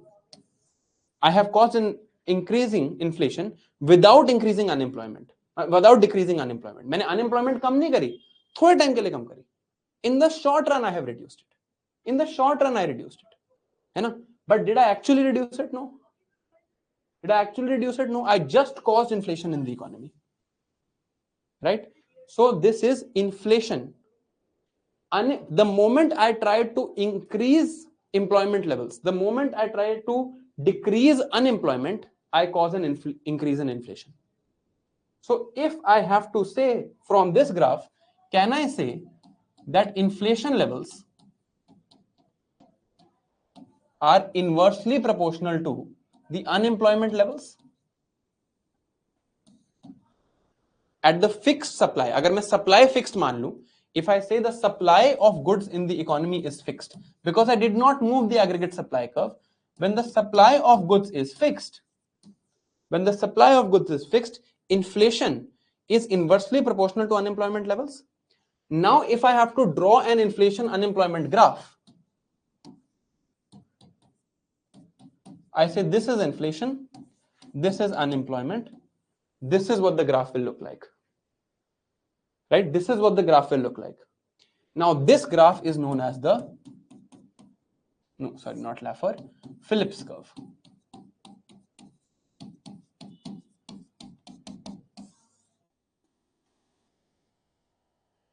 Phillips curve. अब Phillips curve आप में से कई लोगों ने पढ़ रखा होगा. A lot of you would have read the Phillips curve. है ना? But could you have related to this? Absolutely not. Because रटा हुआ था Phillips curve. Honestly बताना, जितने लोगों ने आज तक Phillips curve पढ़ा है, did you not mug up that ऐसा दिखता है और inflation unemployment का relation दिखाता है? सच बताना. ठीक है? But from this, now I ask you, even if I can live in a country, with zero unemployment, would I want this? No. because the moment I make unemployment zero, I make inflation reach here. रट रखा था ना, मुझे पता था भाई, मुझे पता था रट रखा होगा. Shambhavi is saying, yes sir, mugged up, couldn't have made this connection in ages.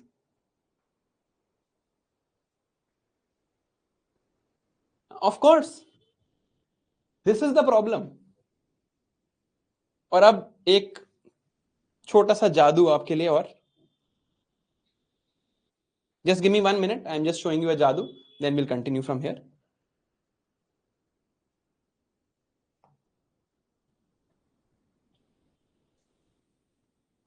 Just give me 1 minute.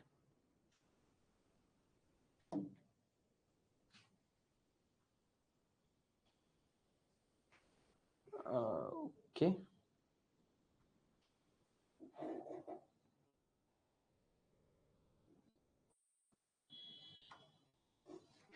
Yeah.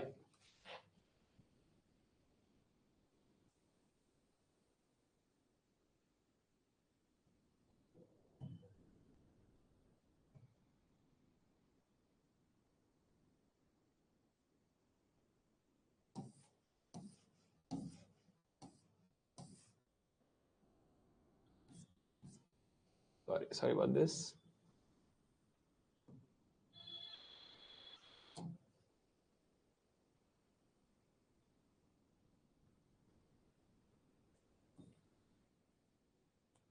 I hope this is the right one.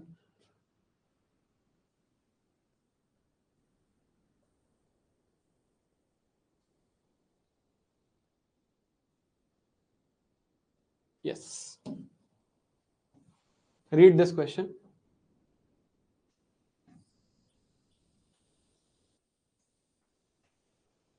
Read this. This is GS2 2022.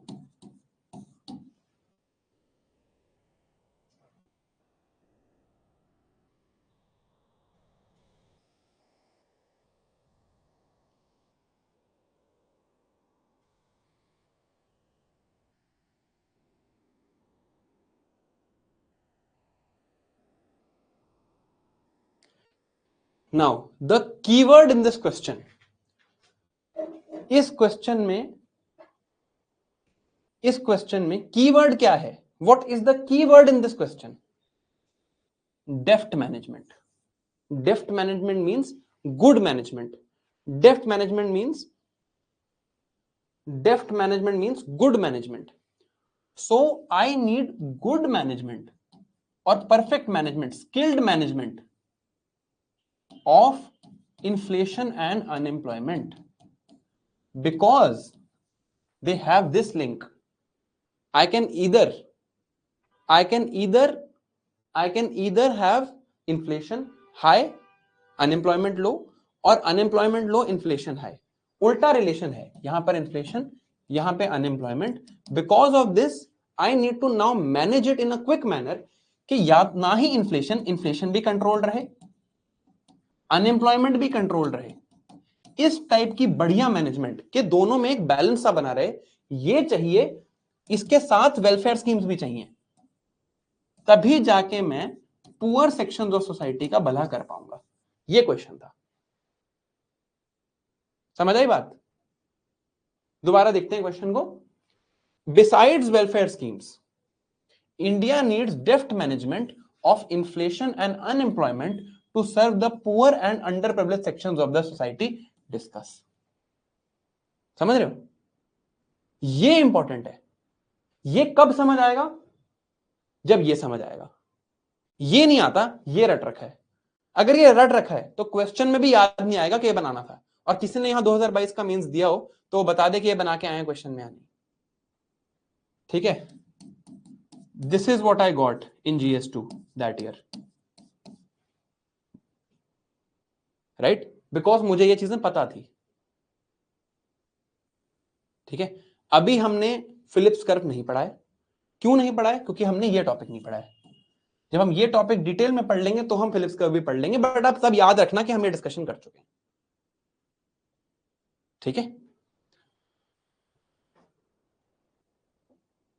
ठीक है. Alright, आगे चलते हैं. Sorry, let's go, done.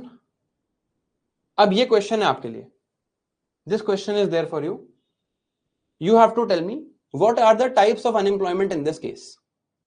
आपको मुझे बताने हैं types of unemployment in this case.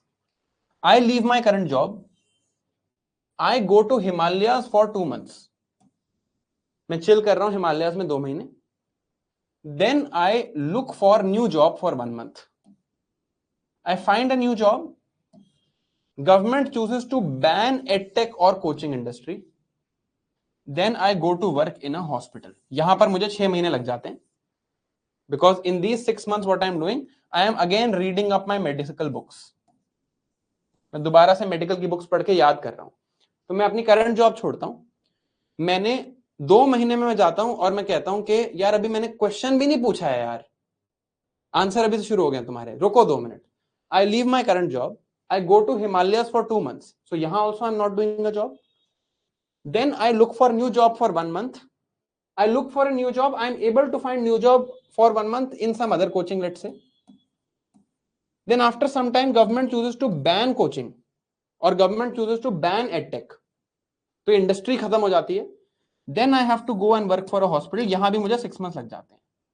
The question is, how many months am I unemployed?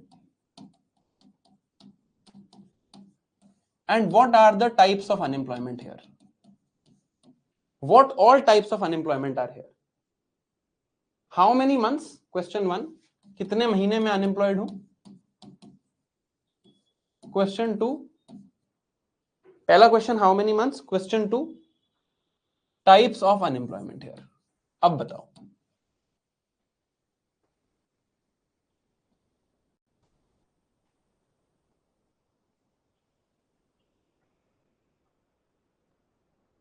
Anjali Shekhawat, very good, proud of you.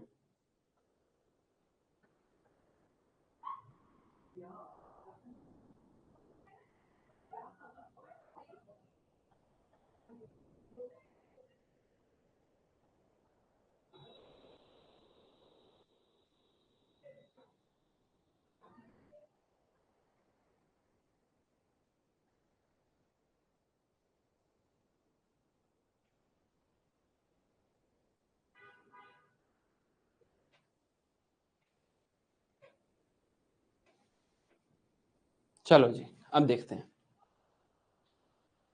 Let's see now.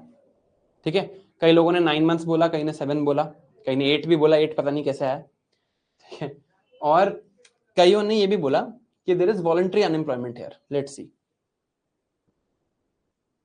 I left my current job. I leave my current job and I decide to go to Himalayas for 2 months to chill.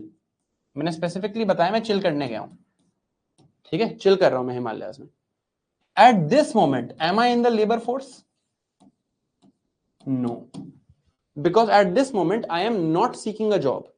मैं मांग ही नहीं रहा job, मैं हिमालयाज में chill कर रहा हूं। अगर मैं हिमालयाज में चिल कर रहा हूं, I don't need a job, right? तो I am not in the labour force, तो ये अनएम्प्लॉयमेंट है ही नहीं। ठीक है, फिर देखते हैं, मैं वापस आया हिमालय से, now I am looking for a new job. अब मैं नई जॉब ढूंढ रहा हूं, मुझे उसमें टाइम लग गया 1 month, this is frictional unemployment. मेरे लिए जॉब एग्जिस्ट करती है, but I am finding it, मैं ऑफर्स देख रहा हूं वगैरह वगैरह, मुझे मिल नहीं रही वो job, this is frictional unemployment. Next, फिर मैंने जॉब करना स्टार्ट की, government bans edtech, government chooses to ban edtech, so the structure of the education industry has changed. This is structural unemployment. Then again I am unemployed for 6 months because of structural unemployment, because मेरे जो skills थे they are not so good that I can immediately go and work in a hospital. मुझे 6 महीने मैंने आपको क्या बताया था, क्या कर रहा हूं, I am reading up on my medical books, I am reskilling myself, I am gaining back the skills that I have lost. जैसे आज I have lost a lot of my medical skills, I cannot do lumbar puncture today. ठीक है, तो वो skills मैं regain कर रहा हूं, जब मैं regain कर लेता हूं वो skills, now I go back and work in a hospital. यहां पर I am reskilling my self, और यहां पर आई एम फ्रिक्शनली अनएम्प्लॉयड, यहां पर I am merely chilling, I am not unemployed. So my total period of unemployment is this and this equal to 7 months, and the only two types of unemployment here are frictional and structural. There is no voluntary unemployment here. समझ आ गई बात? आगे चलते हैं. इसके बाद हमने पढ़ा types of unemployment and aggregate demand aggregate supply model. Below full employment there is a recessionary gap in the economy, ये हम पढ़ चुके हैं पहले, we have read this before. At full employment, unemployment is at natural rate and GDP is at potential GDP.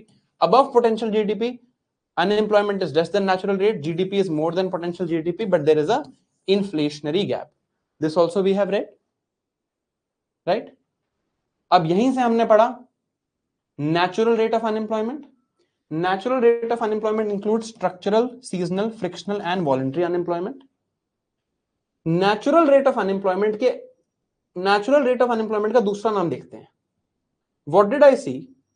That if I want to reduce employment beyond the natural rate, मैं natural rate से भी unemployment कम करना चाहता हूं, मैं इसके भी बनाना चाहता हूं. If I want to reduce unemployment lesser than the natural rate, if I want to come here, it ultimately leads to inflation. If I need to reduce unemployment below the natural rate, it leads to inflation. So the natural rate of unemployment is also known as NAIRU, also called non-accelerating inflationary rate of unemployment. This is the rate of unemployment that does not cause an acceleration in inflation. Beyond this, if unemployment rate is to go lower, it causes inflationary acceleration. So this natural rate of unemployment is also known as NAIRU, or non-accelerating inflationary rate of unemployment.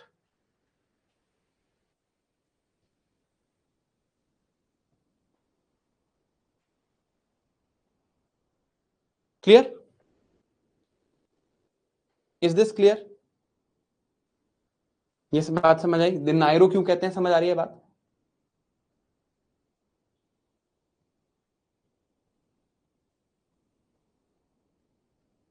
Is this clear? Right, this fairly obvious है ना? ठीक है.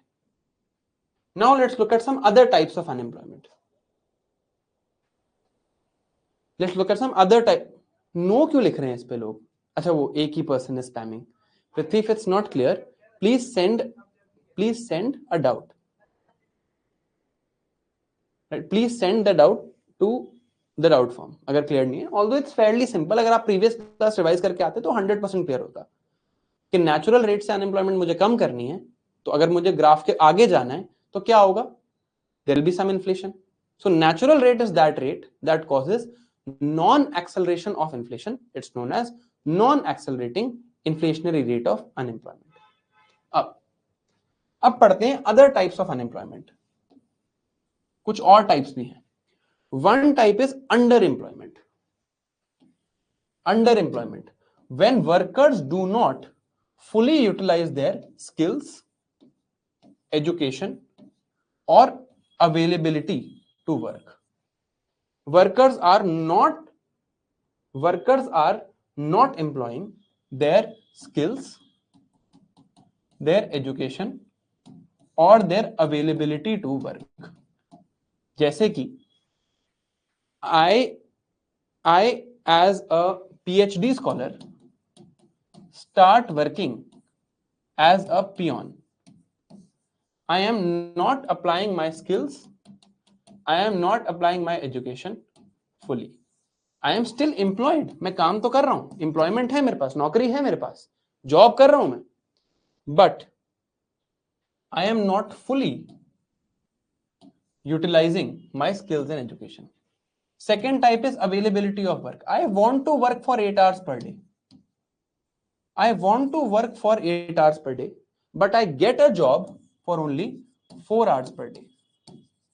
मैं काम करना चाहता हूं रोज 8 घंटे, मैं अवेलेबल हूं, I am available but I am available but I don't get this job, है ना? This is known as under employment.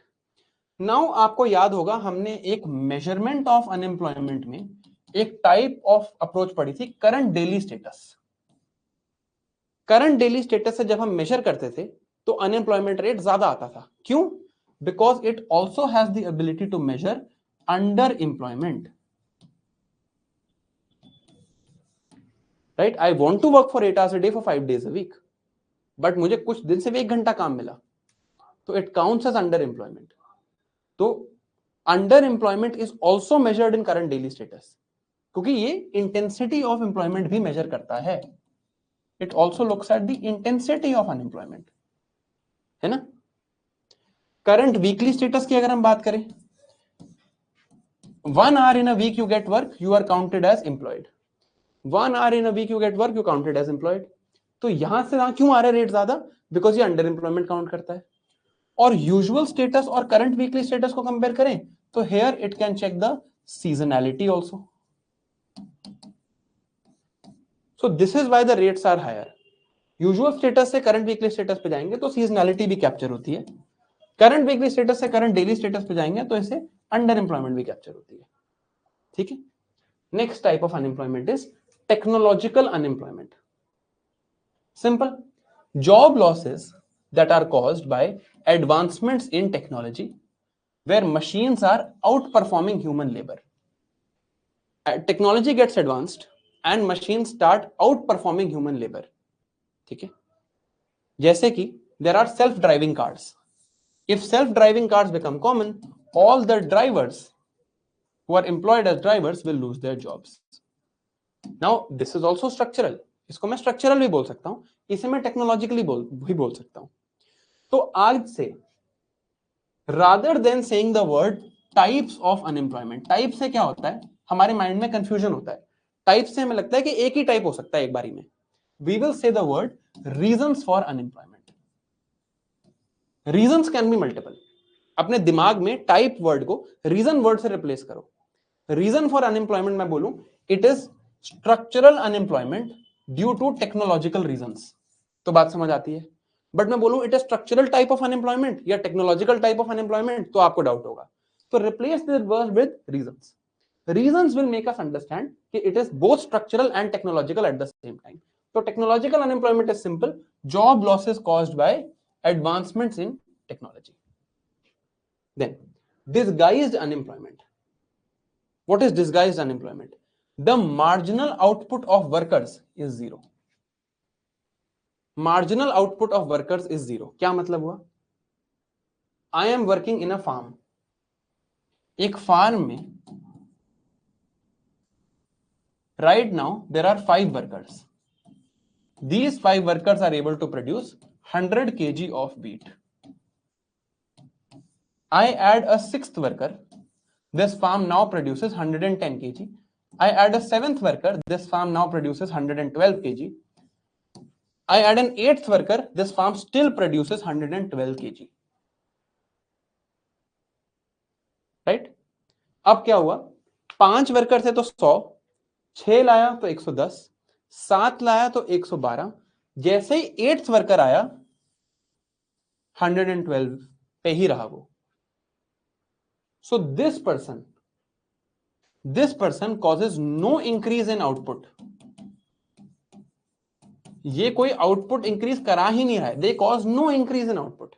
When they cause no increase in output, they are said to be disguised unemployment. Disguised means छुपी हुई, right? Hidden unemployment. This seems like employment. देख के लग रहा है कि इनके पास नौकरी है, but is he actually causing any increase in output? No. इस बंदे की बात करते हैं। This person has caused an increase in output. ये disguised unemployed नहीं है, ये आए हैं, आउटपुट बढ़ा है, बात खत्म हो गई।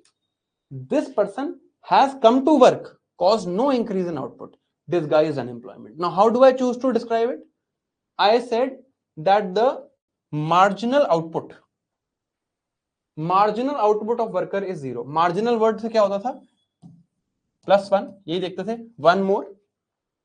5 workers output is 110. 6 worker output is, sorry, 5 workers it was 100. 6 worker 110. 7 worker 112.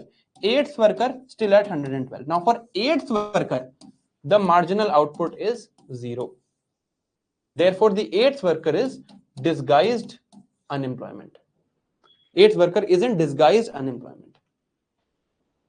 है ना, ये बात समझ आई, पढ़ चुके हैं हम ये पहले से. Marginal output of the worker is 0.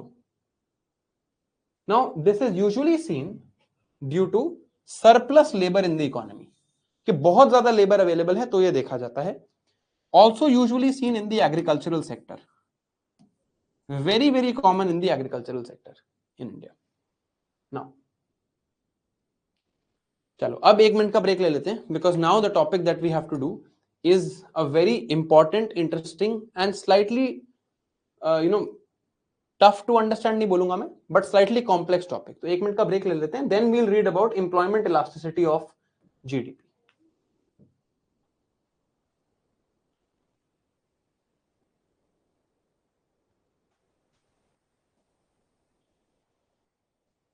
Only the 8th worker, मेघना, only the 8th worker is in disguise unemployment.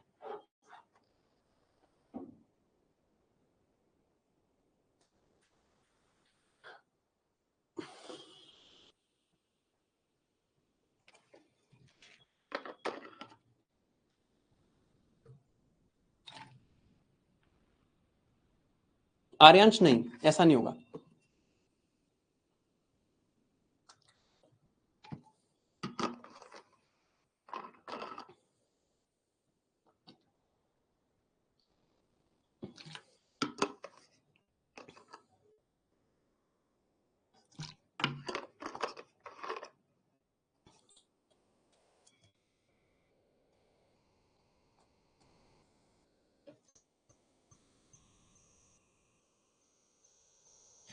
चलो अब आपके कॉन्सेप्ट थोड़े से नहीं. Chitranshi, what you are saying is not relevant, that's why I am not replying.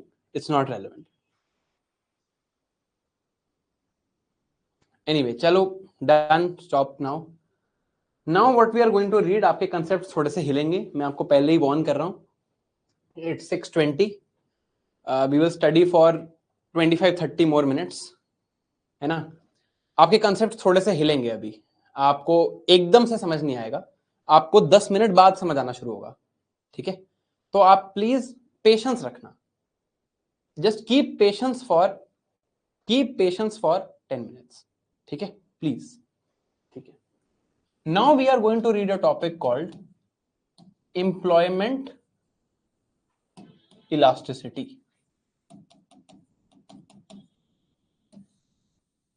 The meaning of this word elasticity, as we have read before, is responsiveness. How much does employment respond to growth? We check employment elasticity with reference to growth only. So we see कि how much does employment respond to growth. अभी तक हमने क्या देखा है, GDP growth हम बढ़ाते हैं, जीडीपी इंक्रीज, एम्प्लॉयमेंट इंक्रीज. यही देखा है हमने अभी तक. जीडीपी बढ़ाया, एम्प्लॉयमेंट भी हम कहते हैं बढ़ा है. इस ग्राफ पे भी जो हम ये aggregate demand, aggregate supply, long run aggregate supply का ग्राफ बनाते हैं, हम कहते हैं यहां से यहां जाओगे अगर, तो क्या होगा, जीडीपी इंक्रीज करेगी, unemployment will decrease. Unemployment will decrease मतलब एम्प्लॉयमेंट विल इंक्रीज. यही बात हम अभी तक करते हैं. We are trying to now figure out कि इन चीजों के बीच में रिलेशनशिप क्या है. We are trying to figure out how much increase in GDP causes how much increase in employment. ये फिगर आउट करने की कोशिश कर रहे हैं. अगर GDP increases by let's say 5%, does employment also increase by 5%? ये क्वेश्चन हम now we are trying to decipher this question कि क्या लिंकेज है. इंक्रीज तो करेगा, that is for sure, increase करेगा, कितना इंक्रीज कर रहा है, this is what we are trying to figure out. To figure out we want to see how much does employment respond to GDP. How much does employment respond to GDP. This is what we are trying to figure out. तो इसके लिए हमने employment elasticity का एक formula निकाला। हमने कहा employment elasticity is equal to percentage change in employment divided by percentage change in GDP growth. अब GDP can also be checked as output, GDP तो आउटपुट ही है ना। तो अब इसका एक एग्जांपल देखते हैं। Let's say there is a company, this company produces again chairs. हमने चेयर्स का एग्जांपल लिया था पहले, चेयर्स का एग्जांपल लेते हैं, right. Currently this company has 10 workers and it produces 500 chairs.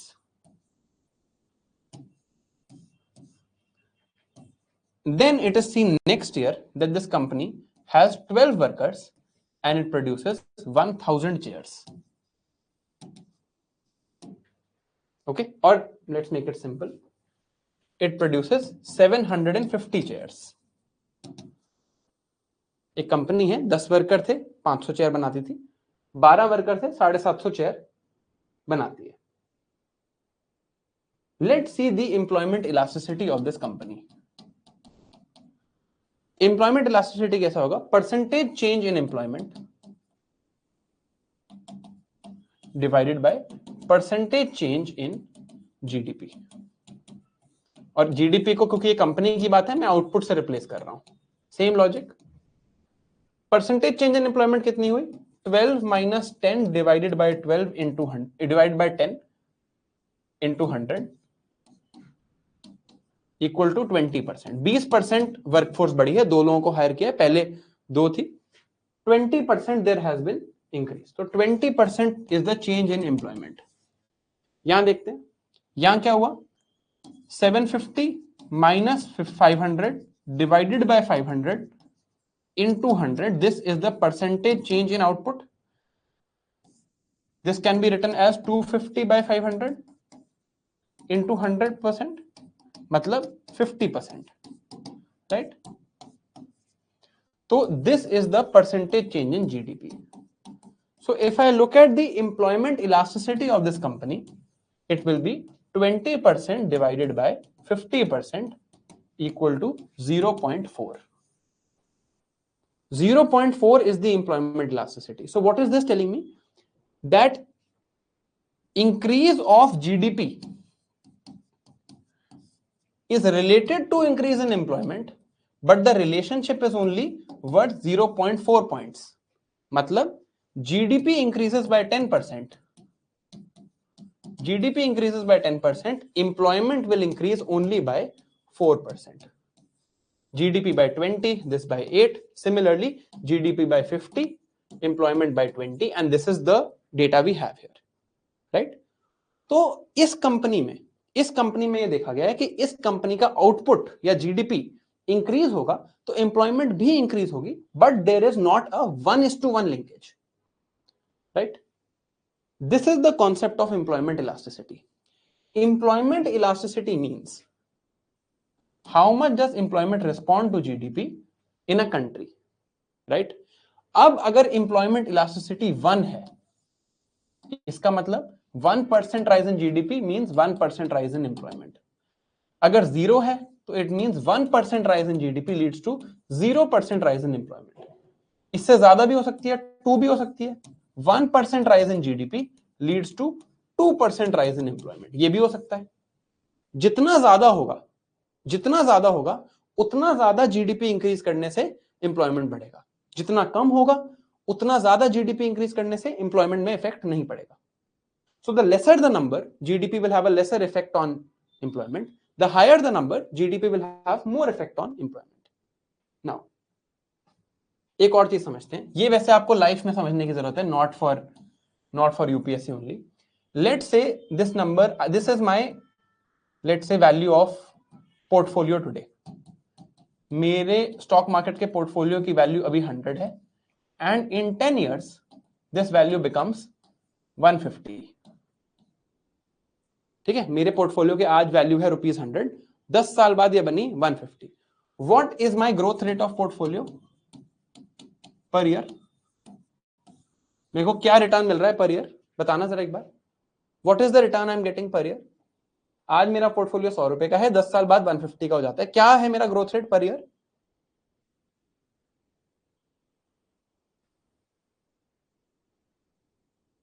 Percentage में बताना है, percentage, in percentage, percentage, percentage, growth rate per year in percentage, growth rate per year in percentage.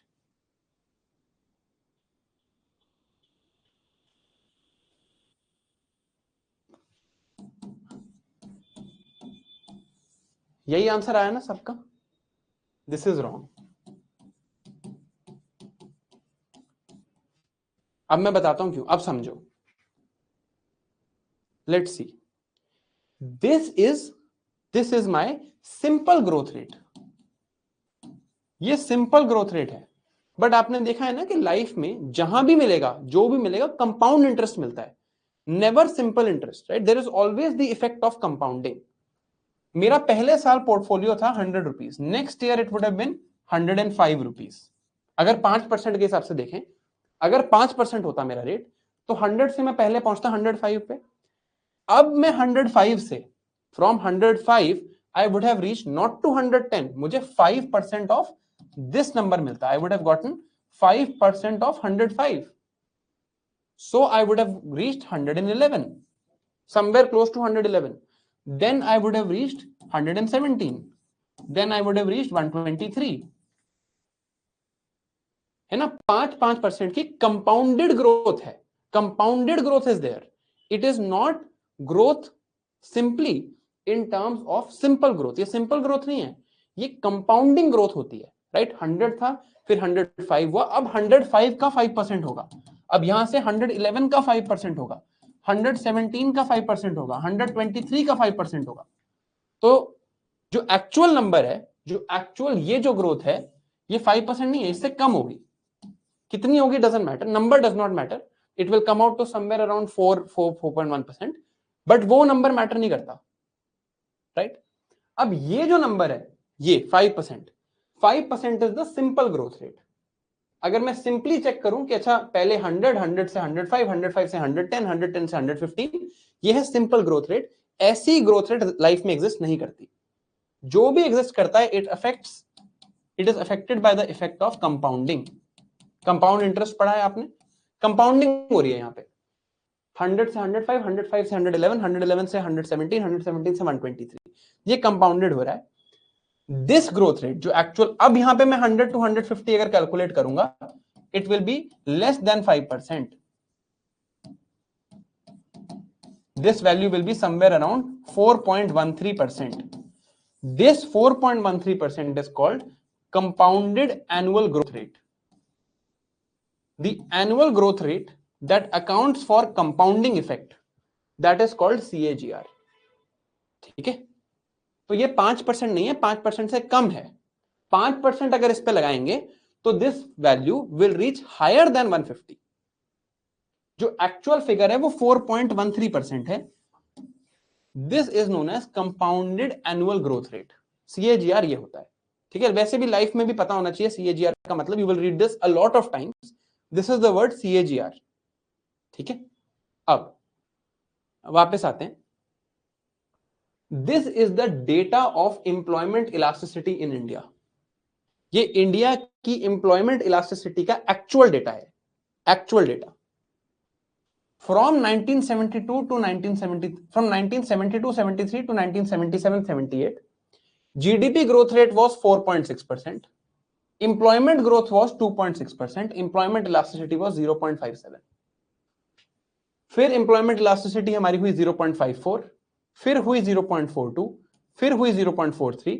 Now look at this year, 1993-94 to 2000, 1994 to 2000. In these 6 years, our employment growth was nearly 1%. GDP growth was 6.8%. Employment elasticity came down to 0.15. फिर 2000 to 2005, employment growth 2.8, GDP growth 5.7, 0.5%, 0.5 was employment elasticity.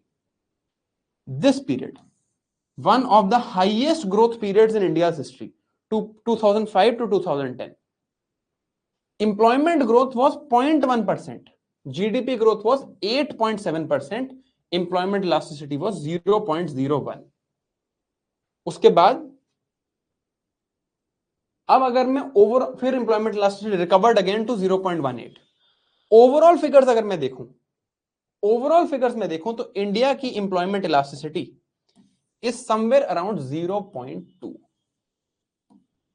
आज तक मैं Indian economy की अगर employment elasticity देखूं, it is somewhere around 0.2. What does this mean?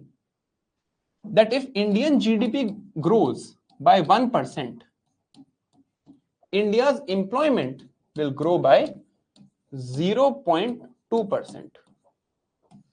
This is the observed figure in India. India में पुराना data देख के ये ऑब्जर्व किया गया है.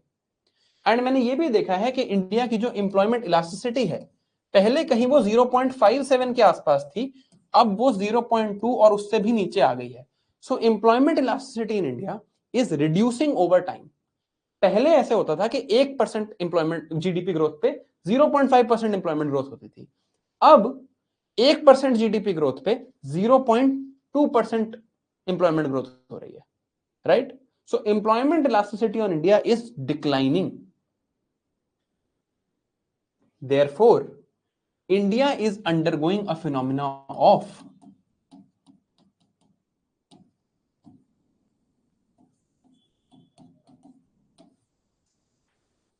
jobless growth. So, if we are reading any question on jobless growth, we have to answer this in terms of India's employment elasticity.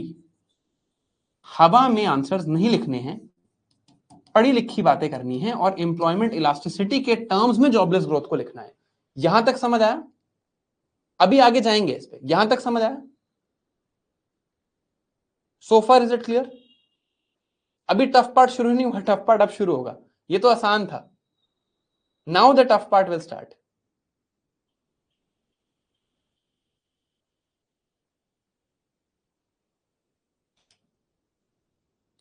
Okay, है ना? क्लियर है ना? चलो शाबाश. अब आते हैं टफ पार्ट पे. इफ एम्प्लॉयमेंट, देखो, what are the reasons for growth? For growth we can either have increase in quantity of factors of production or increase in quality of factors of production. ये भी हम देख चुके हैं. We can either have increase in employment or we can have increase in efficiency. तो इसको मैं थोड़ा डिफरेंटली लिखता हूं. या तो growth means more output, more output. More output can occur either due to more people employed, or it can occur due to existing people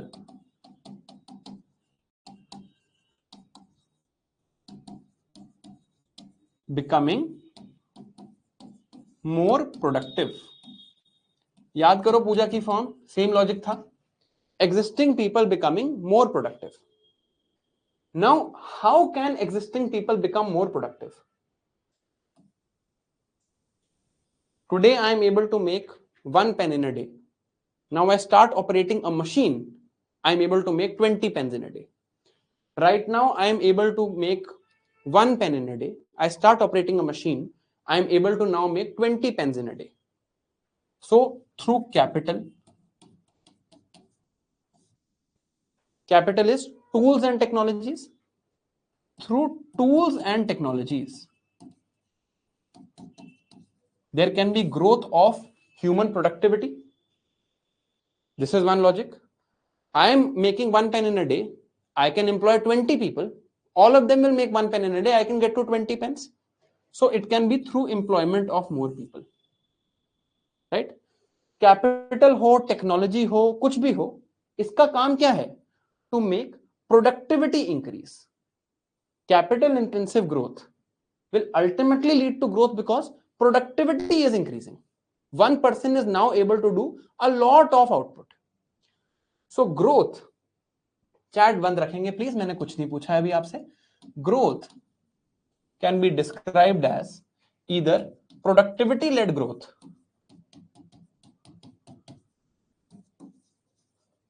और can be described as employment led growth.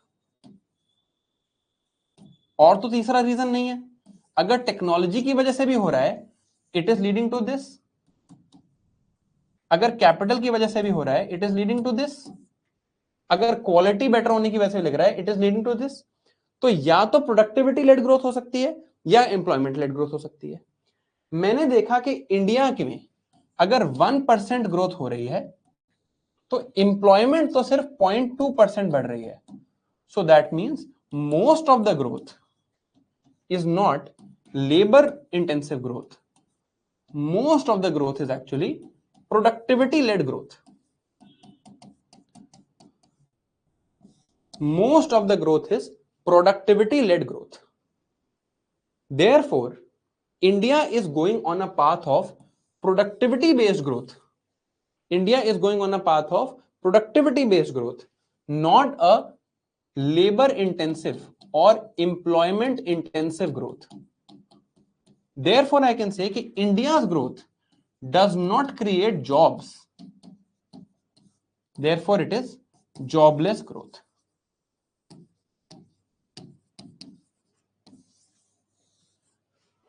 ठीक है, यहां तक तो समझ आया होगा, ये लॉजिकल है।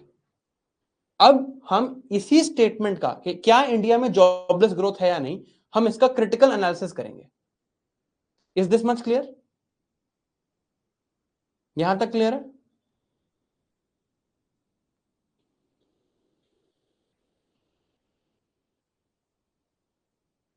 Is it clear till here? Yes और नो?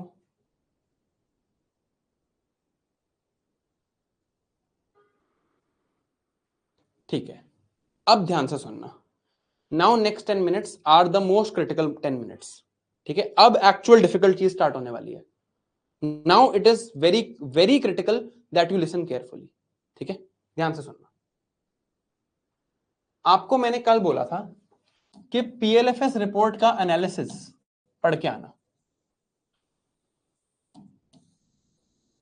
है ना? आई होप आप लोगों ने पढ़ा होगा, नहीं पढ़ा तो मैं बता देता हूं। इसमें क्या है, 3.2% पे हमारी unemployment, our unemployment is stagnated. ये बात लिखी थी उस एनालिसिस में कि अनएम्प्लॉयमेंट इज स्टैग्नेटेड, है ना? 3.2% पे हमारी अनएम्प्लॉयमेंट रुकी हुई है। 3.2% पे रुकी हुई है। और अगर आप लॉन्ग टर्म में भी देखोगे, ये तो एक एक साल की बात है, even if you look over a long term, India's unemployment is always in the ratio of 3 to 5%. Barring few exceptional years, 3 to 5% में इंडिया की अनएम्प्लॉयमेंट रहती है। इसी रेंज में इंडिया की अनएम्प्लॉयमेंट है बहुत टाइम से। From a very long time India unemployment is between this range. अब what does this mean? Unemployment rate का क्या मतलब होता है? अनएम्प्लॉयमेंट रेट की डेफिनेशन क्या है? Unemployed divided by labour force. What is labour force? Labour force is, population से हम आते हैं वर्किंग एज पे, वर्किंग एज से हम आते हैं पीपल सीकिंग अ जॉब।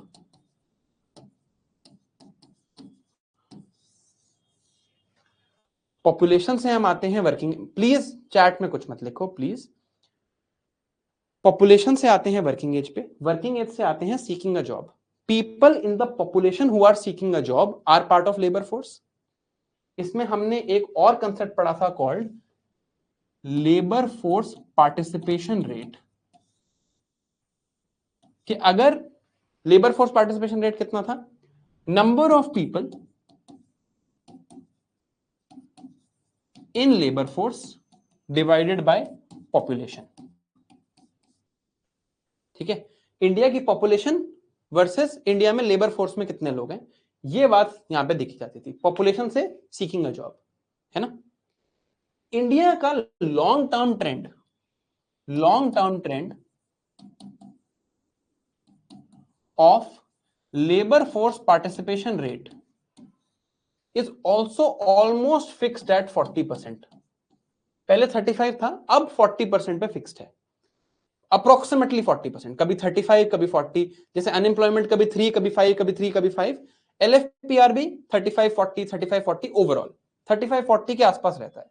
हम अज्यूम कर लेते हैं कि 40% पे फिक्स्ड है बहुत टाइम से, ठीक है। अब इसका मतलब क्या हुआ? इसका मतलब हुआ that let's say in the year 1950 India's population was 100 people, ठीक है। हम अभी के लिए for this calculation we will change the figures a little bit to make it simpler for us. We will say that our LFPR is almost fixed at 40% and our unemployment rate is fixed at 5%. हम मान रहे हैं ऐसा है, these figures might be different but the fact that they are fixed is almost true. अगर मैं आपको दिखाऊंगा अनएम्प्लॉयमेंट रेट इंडिया में 3 से 5% के बीच में, एलएफपीआर 33 से 40 के बीच में, यही चल रहा है बहुत टाइम से, ठीक है। We will assume these two things, ठीक है। Now let's look at this. In 1950 India's population was how much? 100 people. In the year 2000 India's population is, let's say, 200 people. What was India's labor force in the year 1950? इस time पे हमारी labour force क्या थी? It is fixed at 40%, 40% पे ही है। इस time पे labour force will be how much? 40. तो 100 people थे, 40 were seeking a job. What was the unemployment rate? इनमें से कितने लोग अनएम्प्लॉयड थे? 5% were unemployed. 5% of 40 were unemployed. 5% of 40 is 2. So the people who were unemployed were 2. So in the economy, how many jobs were there? 38 jobs were there in the economy. Is this clear? Yes, no लिख देना एक बार। ये बात clear है?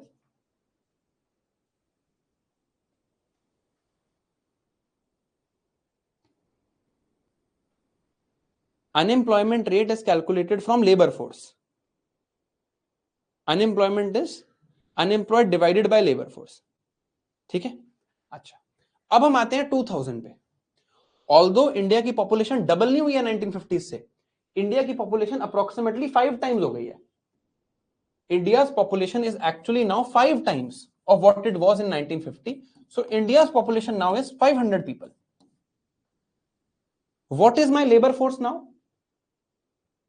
What is India's labor force in the year 2000? What is India's labor force now? 40% of 500. मतलब 200 people are in my labor force. And what is the number of unemployed people? 5% of 200. 5% of 200, that means 10 people are unemployed. ये भी clear है?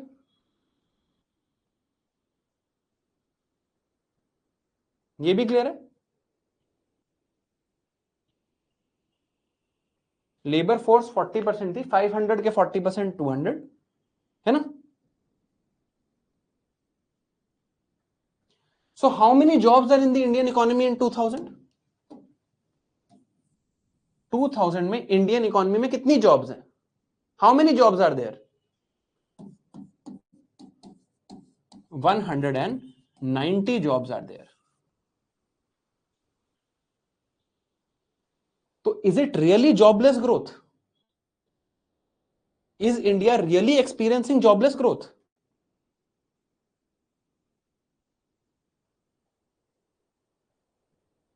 अब सोचो क्या हुआ है। Employment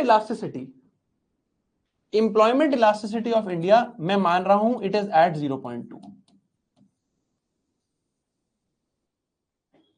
अब ध्यान से सुनो। Now listen very carefully. Please stop and listen carefully. Employment elasticity, यहां पर मैंने क्या कंपेयर किया है? I am comparing jobs. Here I am comparing jobs actually to population. यहां पर जीडीपी की कोई बात नहीं करी मैंने। I have not talked of GDP here at all. मैं देख रहा हूं पॉपुलेशन जॉब रेशियो। 100 लोग थे 38 जॉब्स थी, 500 लोग हैं 190 जॉब्स हैं, है ना. आई am just comparing jobs and population. Employment elasticity compares jobs and GDP. I might have had low employment elasticity. I might have had low employment elasticity, right? GDP growth is high. India की GDP grow करी है in this time of 1950 to 2000. India की जो GDP है that has grown let's say 1000%. So employment has only grown how much? 0.2 of this. Employment has grown 200%. ठीक है. As per the numbers, 1000% increase in GDP is there. Employment has only grown by 200%. ठीक है. ये तो है employment elasticity का data. अगर मैं इसको आपको प्रीवियस एग्जाम्पल से लॉजिकल बनाने के लिए, just to make it logical to the previous example, I will give you a logic. ठीक है. ये फिगर्स वैसे भी these figures are hypothetical. India की जीडीपी फ्रॉम 1950 टू 2000, इंडिया की GDP from 1950 to 2000 we will assume has grown at a much higher rate. ठीक है. We will assume that India's GDP has grown at a much higher rate than is actually true. Okay. So we will assume that let's say India's GDP has grown at a rate of 10,000%. Right? Job means employment here. Okay? Job means employment here. Job means employment here. Okay? Just for the sake of your understanding, job means employment. Okay? 10,000 भी हटा देते हैं. Let's assume that India's GDP has grown by 2,500%. 25 times हो गई है. 2,500% is India's GDP growth from here to here. What will be my employment growth? बताओ एक बार, employment growth कितनी होगी? What will be my employment growth here? Employment elasticity is fixed at 0.2.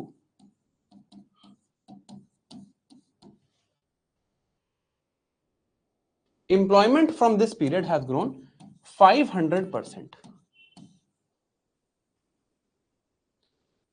Employment has grown 500%. ठीक है. 500% means basically 5 times. है ना. GDP has grown 25 times in this period. GDP has become 25 times.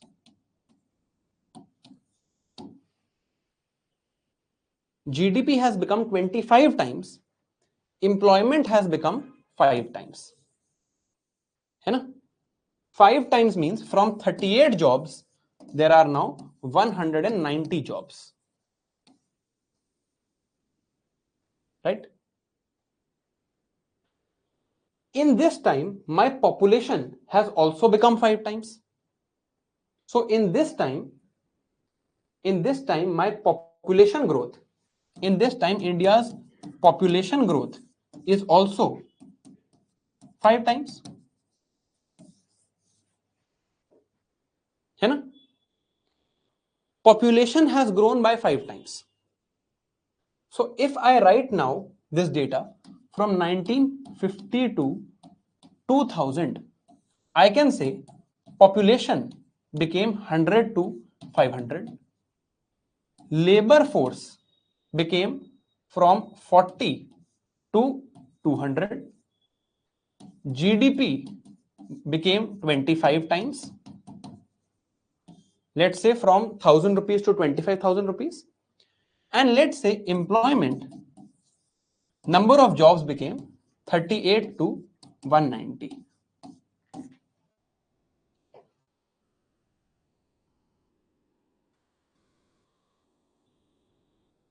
है ना. यही हुआ ना. This is what happened. In this example, this is exactly what has happened, and this is almost true for India's story. Of course, the numbers are thoda upar niche, but this is exactly what has happened. Population became from 100 to 500, labor force became from 40 to 200, 25 times was the GDP, employment became jobs or employment, employed people were earlier 38, now employed people are 190. है ना, यही हुआ ना. अब देखते हैं. So it is not that we have had jobless growth. यहां पर मैं jobless growth नहीं कहूंगा, मैं क्या कहूंगा, LFPR ये सब क्यों ट्रू है? Because labor force participation rate has stayed constant and unemployment rate has also stayed constant. This is what I know. LFPR has stayed constant, unemployment rate has stayed constant. Right? So I can say, jitna population increase, the number of population increase is same as the number of jobs increase, is same as the labor force increase. जितने लोग population में आए, population increased by 5 times, labor force increased by 5 times, jobs also increased by 5 times. Population increased by 5 times, labor force increased by 5 times, jobs also increased by 5 times. है ना? So I can say what is happening is, as the population is increasing, number of people in labor force is increasing. Population increased by 5 times. Number of people in labor force also increased. And jobs also increased. जितना population बढ़ा है, जिस level पे population बढ़ा है, population became 5 times. Number of people in labor force became 5 times. Jobs became 5 times. है ना? Therefore, in India's growth, what has happened? जितना population बढ़ा, उतनी ही jobs बढ़ गई. So it is not jobless growth. Jobless growth नहीं हुई है इंडिया में. जितनी population बढ़ी है, उतने ही jobs बढ़े हैं. और ये मैं कैसे कह सकता हूं? Because I know that India's labor force participation rate and India's unemployment rate, this is actually a fact, this has stayed constant or in a constant range over a long time. In a constant range, ये fact है जो green में लिखा है, this is an observed established fact that India's LFPR and unemployment rate have stayed in a constant range over a long time. ठीक है? This is the idea, this is the critical analysis of the statement that India has undergone jobless growth. Now, अब आप मेरे को एक बात बताओगे, उससे मुझे समझ आ जाएगा if this is clear to you or not. If our population increase, let's say, has happened 5 times, if our jobs increase या employment increase would have happened, if employment increase would have happened 7 times, then what would have happened to India's unemployment rate over the years? अगर ये बात सच होती तो हमारे unemployment rate को क्या होता ओवर द इयर्स?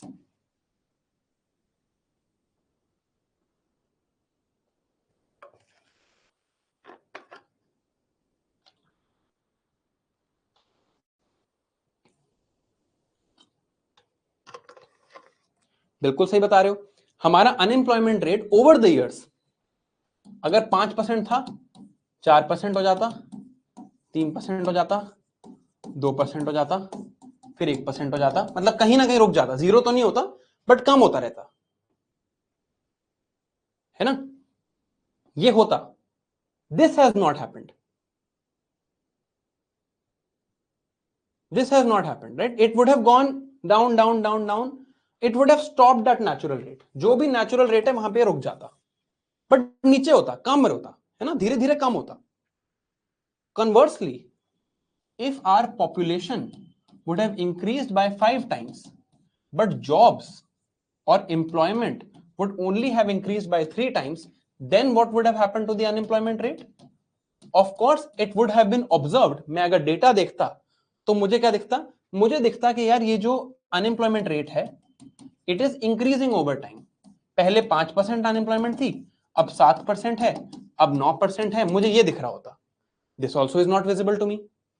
ना मुझे ये दिख रहा है ना मुझे ये दिख रहा है. मतलब इंडिया में जितनी पॉपुलेशन ग्रोथ हुई है उतनी जॉब्स की ग्रोथ हो गई है. So in India I can से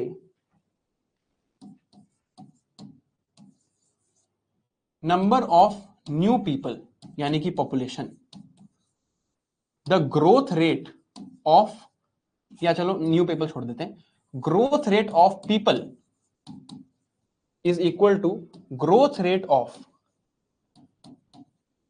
पीपल एंटरिंग लेबर फोर्स. जितने नए लोग उतने ही नए लोग अब आएंगे जॉब्स मांगने. आज एक बच्चा पैदा हुआ, 20 साल बाद वो जॉब मांगेगा. So number of people, the number of people who are entering labor force is same as the number of jobs created.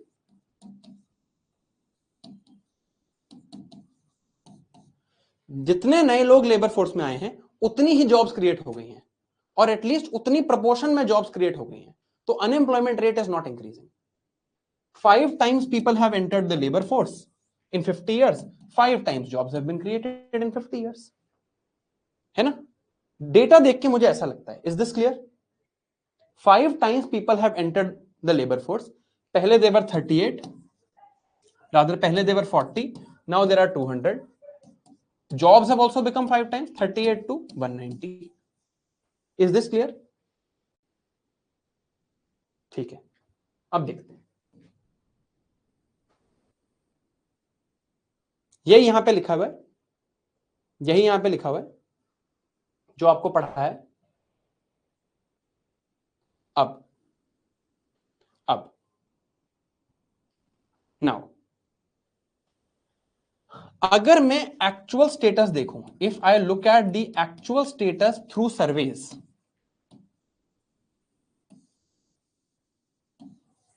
अब मैं अगर सर्वेज के थ्रू एक्चुअली पढ़ूं, अरे आई नो 7 बज गए हैं यार, पढ़ लो ना, दिस इज इंपॉर्टेंट. तुम्हें आइडिया भी नहीं है किस लेवल की चीज तुम पढ़ रहे हो अभी, right? Just wait, I know 7 बज गए हैं, right? Anyway, if I look at the actual status through surveys, अगर मैं सर्वेज देखूं, अगर कंफ्यूज हो तो रुक जाते हैं यार. If you I don't think के कंफ्यूज हो सकते हो. I think this is pretty much normal. तो I have seen so far number of new jobs is equal to number of new people entering labor force. It's approximately this is equal, right? ये मैंने देखा, number of new jobs, number of new people entering labor force. Therefore my unemployment rate was constant.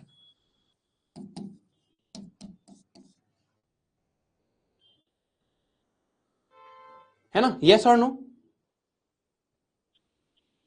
है ना? अब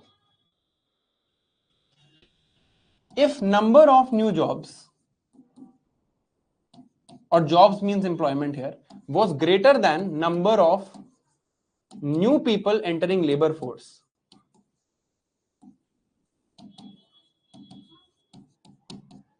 then my unemployment rate को क्या होता? बताना जरा, ये बताओ, ये आंसर बताओ. ये क्या, यहां पर क्या लिखूं मैं? अनएम्प्लॉयमेंट रेट शुड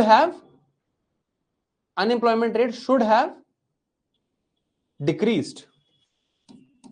सीधी सी बात है ना यार, जितने लोग लेबर फोर्स में आ रहे हैं उससे ज्यादा नौकरियां हैं, अनएम्प्लॉयमेंट रेट धीरे धीरे कम हो जाएगा. Unemployment rate should have decreased if this was happening. ठीक है? अब इंडिया के केस में क्या है? Actually, I will stop here. This is जो नेक्स्ट बात मैं बताने वाला हूं थोड़ा सा डिफिकल्ट है to understand, I stop here, 7 भी बज गए, यहीं से कंटिन्यू करेंगे कल, ये याद रखना बस, ठीक है, यहां से ये याद रखना, यहां से कंटिन्यू करेंगे। बस एक चीज दिखा देता हूं फिर रुकूंगा, बस एक चीज दिखा देता हूं,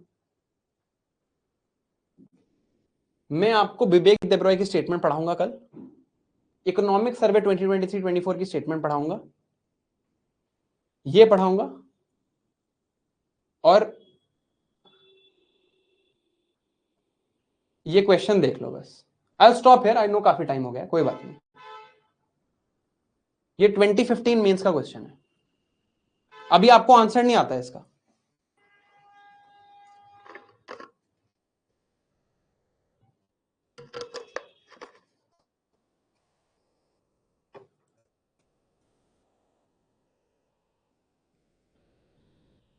आई बेट कि आप 99.9% लोगों से इसका क्वेश्चन का आंसर पूछो and they will say yes.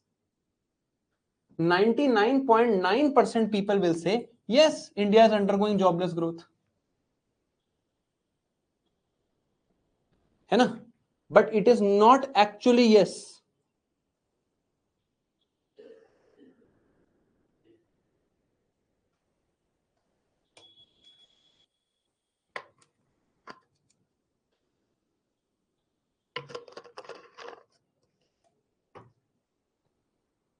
It is not actually yes. India's problem is not a problem of job creation. अरे आंसर लिखना छोड़ो, आप देखोगे क्वेश्चन आते हैं। I am not teaching you how to write answers right now, ठीक है।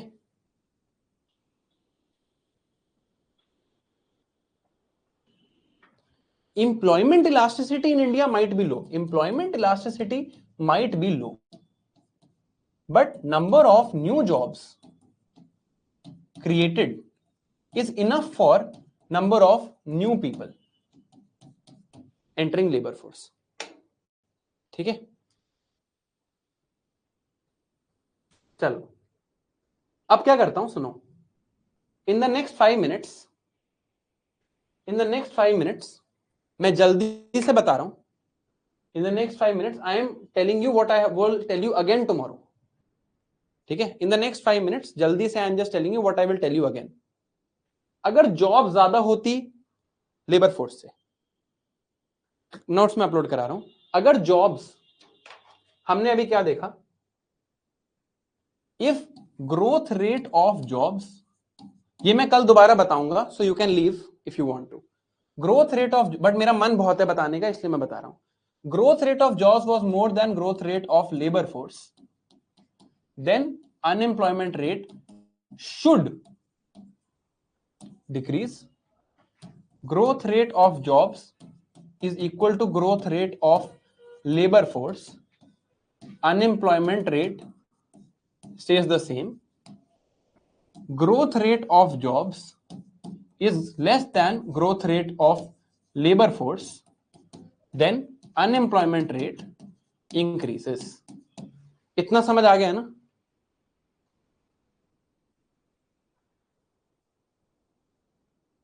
इतना समझ आ गया ना।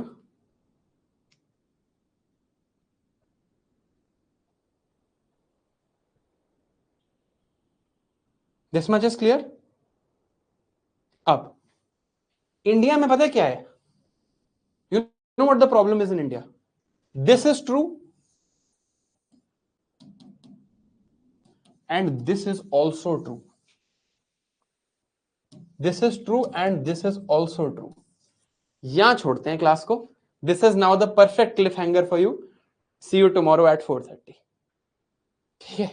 कैसे है ये हम कल देखेंगे, कल ही देखते हैं।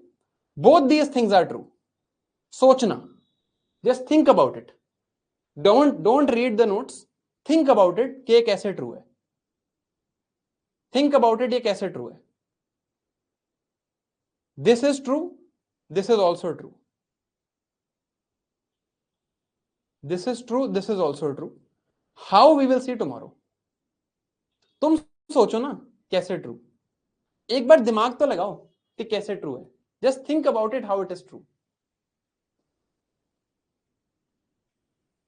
सोच, मैं बता दूंगा। चलो,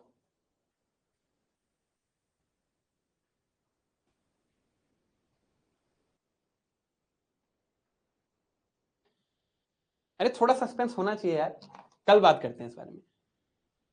ideally this should be the case, but this is true and this is also true, this is true, this is true. कैसे, ये कल देखेंगे। This ends today's class, if you want you can leave. Exactly 2.5 घंटे में class खत्म हो गई है, ठीक है। तो अब we will do an active recall session, although ज्यादा लंबा नहीं करेंगे इसको, ठीक है। चलो, I am giving you break for 5 minutes. I am giving you break for, let's say I am giving you break for चलो 5 minutes. I hope you enjoyed the class. 5 minute बाद हम एक्टिव रिकॉल सेशन करेंगे। मजा आया आज? Hope you enjoyed the class today.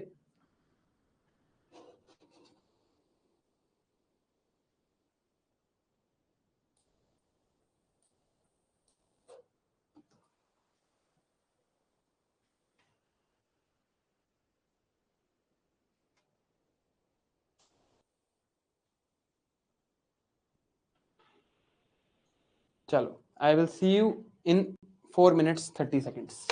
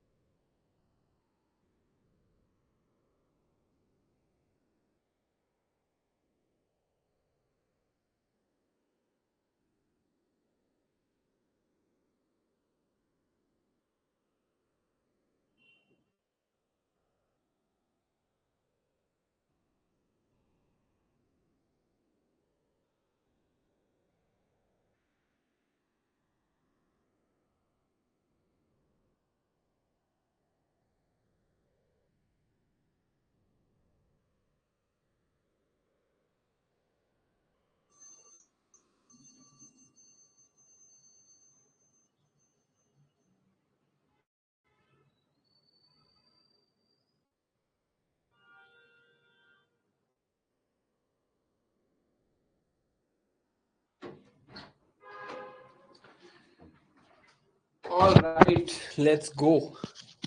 चलो let's continue. हो गए आपस में बात करना शुरू, है ना? चलो, differentiate between the Richter scale and the Mercalli scale. Richter and Mercalli scale में डिफरेंशिएट करो।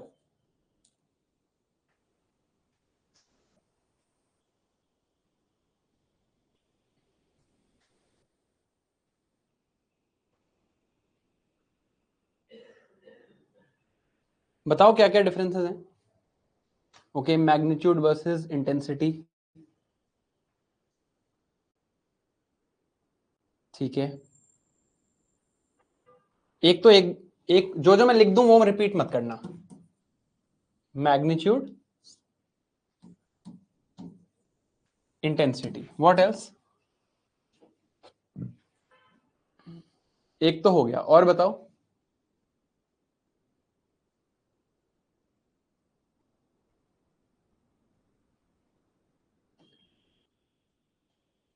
और कुछ? Divya, very good. इसकी रेंज कितनी है? इसकी रेंज कितनी है और इसकी रेंज कितनी है? इसकी रेंज कितनी है?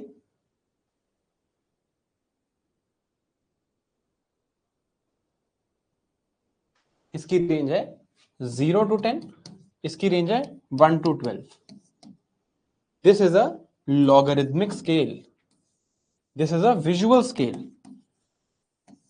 This actually measures the amplitude of earthquake waves. How does Richter scale work? Richter scale works, ये earthquake, सॉरी, ये earthquake की वेव है ऐसी, ये होता है उसका एम्पलीट्यूड। रिक्टर स्केल ये एम्पलीट्यूड कैलकुलेट करता है, ठीक है।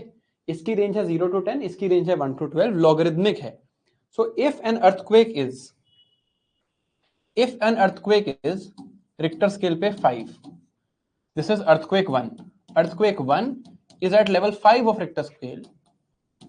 Earthquake 2 is at level 7 of Richter scale. This is earthquake 2. Earthquake 1 and earthquake 2. What is the real difference? What is the real difference in these two earthquakes? Difference क्या है इन दोनों earthquakes में? One is Richter 5, one is Richter 7. अरे 20 times नहीं है यशवंत जी। The real difference is 100 times. This is 100 times stronger than this, है ना? Good. S wave, P wave, surface wave.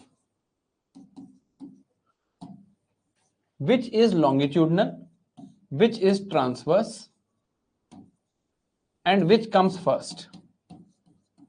First, second, third. Compare the shadow zones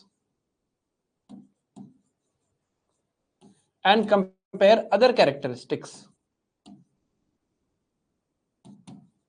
of these waves.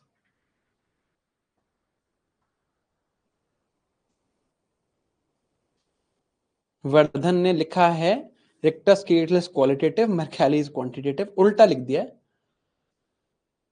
लिखा caps में, लेकिन वो important है।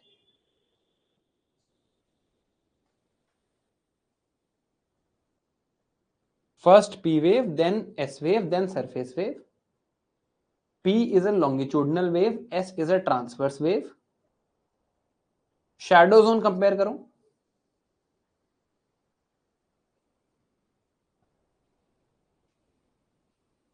P wave का shadow zone 105 to 145 कर दिया, एंड S wave का क्या है? कैरेक्टरिस्टिक्स कंपेयर करो पहले।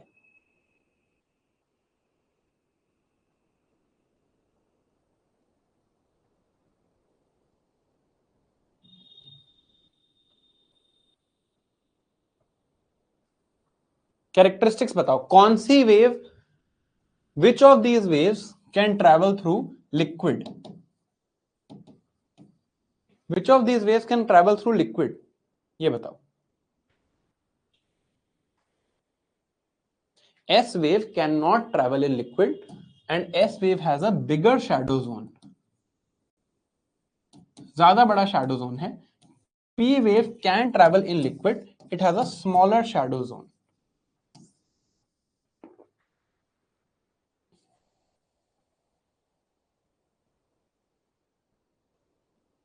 And this characteristic is used to understand the interior of the earth.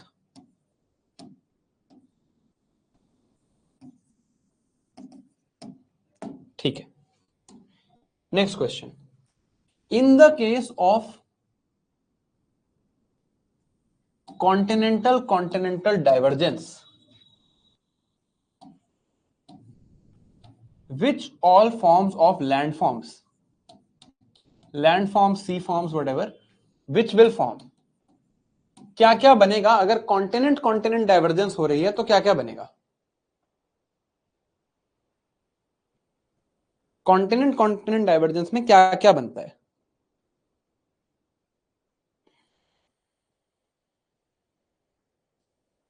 Fold mountains जो लिख रहा है वो थोड़ा दोबारा पढ़ ले, कि ऊपर कन्वर्जेंस नहीं लिखा है, ऊपर डाइवर्जेंस लिखा है।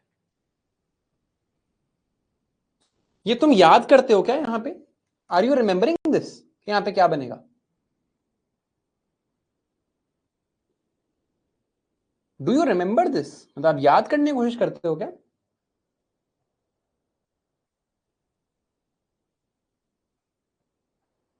हाँ ठीक है, thankfully you guys are applying logic, ये लॉजिक लगाने वाली बात है। दो कॉन्टिनेंटल ब्लॉक्स हैं, this divergence has started, divergence होती है तो ब्लॉक दूर जा रहा है, थोड़ा सा ब्लॉक गिर जाएगा सी के अंदर, तो यहां पर बनेगा light magma will come out from here, lead to the formation of block mountains that are volcanically active. पहले यहां पे कुछ लेक्स वगैरह बनेंगी, जब लेक्स पूरी बन जाएंगी फिर इसके बाद एक रिफ्ट वैली बन जाएगी प्रॉपर, और ब्लॉक माउंटेन्स होंगे, वॉल्केनिकली एक्टिव होंगे, रिफ्ट वैली बनेगी। Where do we see this thing? In Africa. तो अफ्रीका में ऐसे काफी सारे लेक्स, माउंटेन्स है ना, Lake Victoria, Lake Kenya, Mount Kilimanjaro, यहां पर ये सेम चीज हम देखते हैं। Let us now consider the case of oceanic continental convergence. इसमें क्या होगा? इसमें क्या होगा?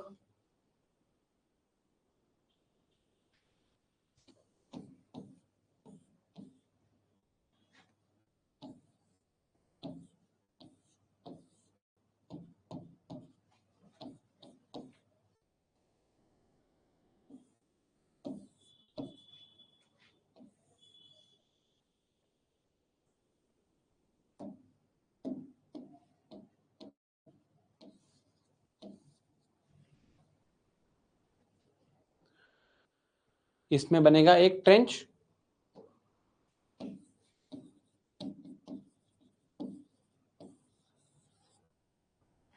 इसमें बनेगा वॉल्केनो,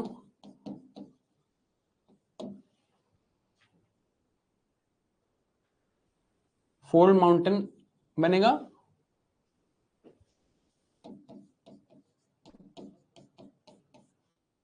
है ना, ट्रेंच, वॉल्केनो, फोल्ड माउंटेन। चलो नेक्स्ट क्वेश्चन।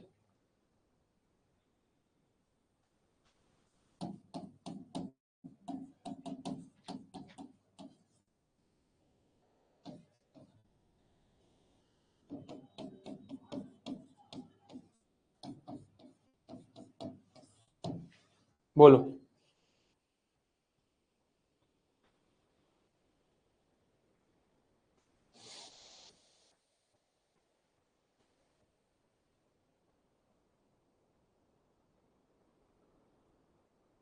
बताओ।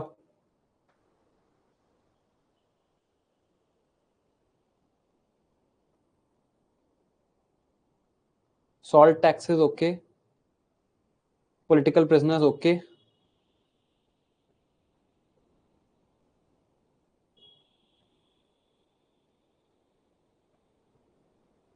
क्यों याद नहीं है यार? Why is this not something that you don't remember? ये तो याद रखना पड़ेगा भाई, स्पेक्ट्रम में है तो।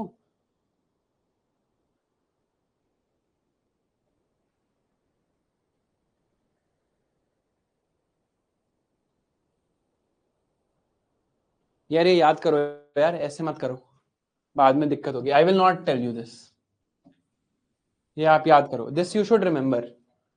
एक्टिव रिकॉल ऐसा थोड़ी है कि हम ज्योग्राफी कर रहे हैं, ज्योग्राफी करते करते हम एकदम बस ज्योग्राफी करते रहेंगे, ये भी करेंगे ना, याद होना चाहिए। This is not okay. चलो next question.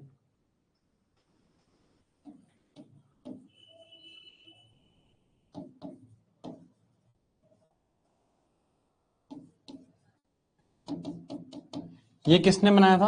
Who made this?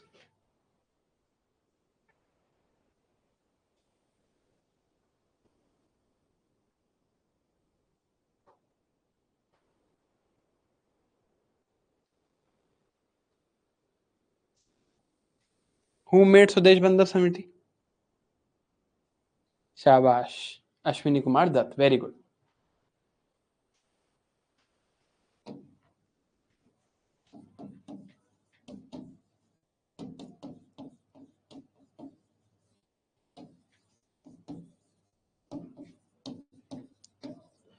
यार मेरे को 2 साल हो गए हैं अटेम्प्ट दिए हुए, अगर मुझे याद है तो तुम्हें क्यों नहीं याद आ रहा? ये बताओ। All the best Siddharth.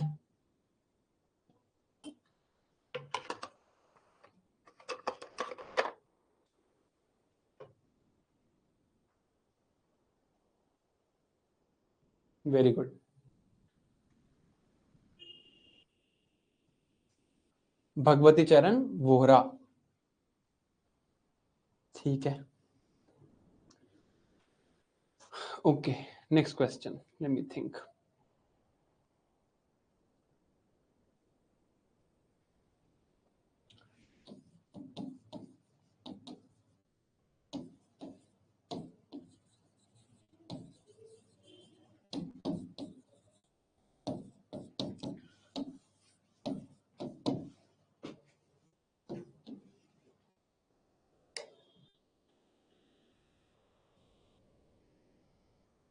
देख लो, अगर तुम्हारे कंपेटिटर्स को याद है ऐश्वर्या और आपको याद नहीं है, तो फिर कैसे बात बनेगी ना, इन लोगों के साथ ही तो देना है प्रीलिम्स।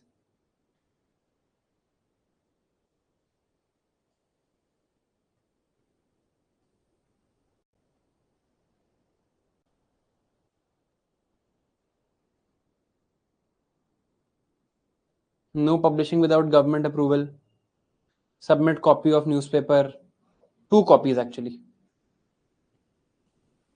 सेंसरशिप, कॉन्फिस्केशन, अच्छे से याद होने चाहिए फीचर्स।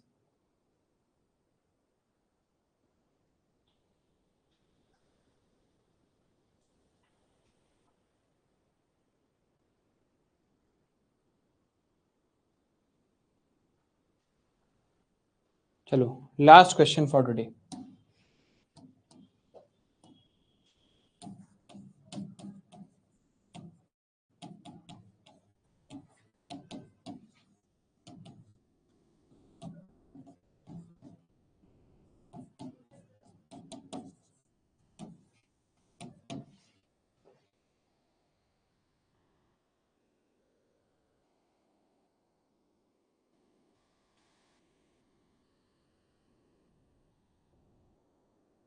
एक्ट का नाम, एक्ट का नाम क्या था? Good, Morley Minto.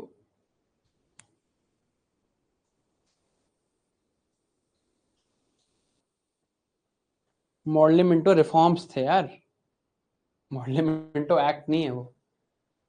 They are Morley Minto reforms, किसी बंदे के नाम पे थोड़ी एक्ट होगा।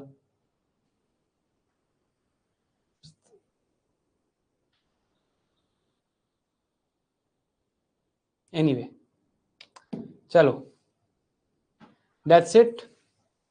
Thank you. Yes, it was Indian Councils Act. Chal. Okay, thank you for your time. We're done here for the next 15 minutes for doubts. Thank you for your time. Have a good evening. Bye bye.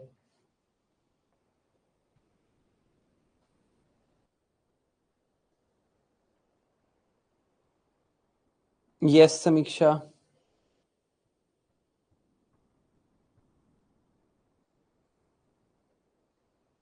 No, Nagraj, I don't think there's a joint sitting for ordinances.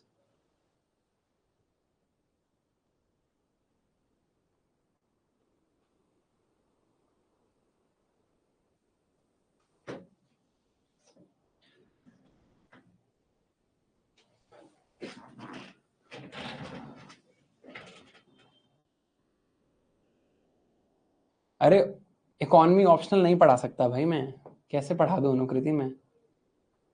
हाँ, वैभव included है बिल्कुल. Okay, good night. Arvind, थोड़ा time तो लगेगा, धीरे धीरे सीख जाओगे.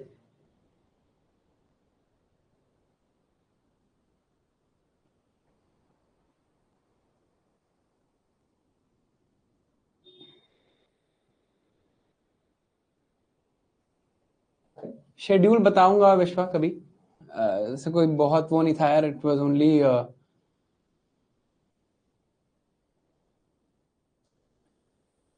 no, Soumya, you're not correct. Natural rate of unemployment is seen when an economy is functioning at potential GDP.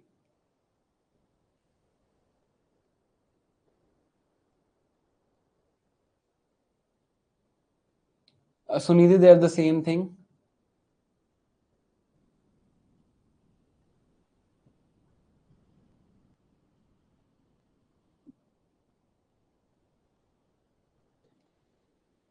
Nikita, 2 से ज्यादा क्लास नहीं हो पाएंगी एक बारी में.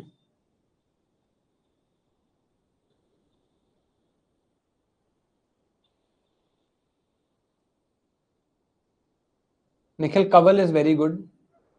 Kaval Baveja sir is very good. हाँ श्रेयांश, करूंगा इंडिया विद पहला जो इंडिया विद क्लैरिटी जो मैंने संडे को सोचा है, that I will do on the recent GDP figures. What does it mean? मोहित, 2026.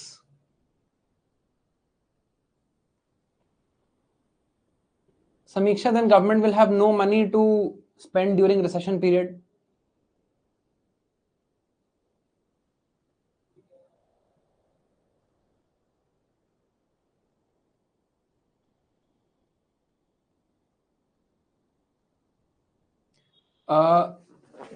एक second, wait, let me answer this.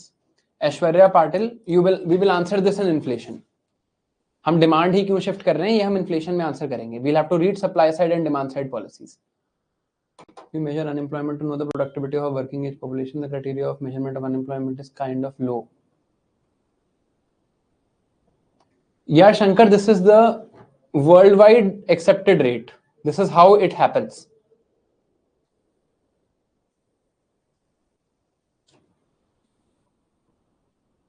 When we calculate labor force participation ratio, Digvijay, the graph says real GDP, so real GDP.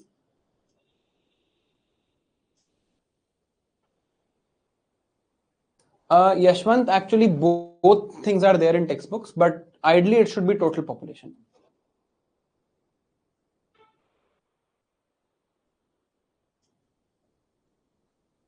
इससे तो थोड़ा तेज होगा अभी, इससे तो थोड़ा तेज होगा जो अभी चल रहा है, but we will, like, at least I will teach from basics. Economy I can't teach from basics. Science and tech environment still manageable.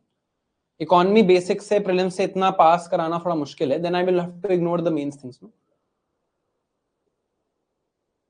All the best, Julie.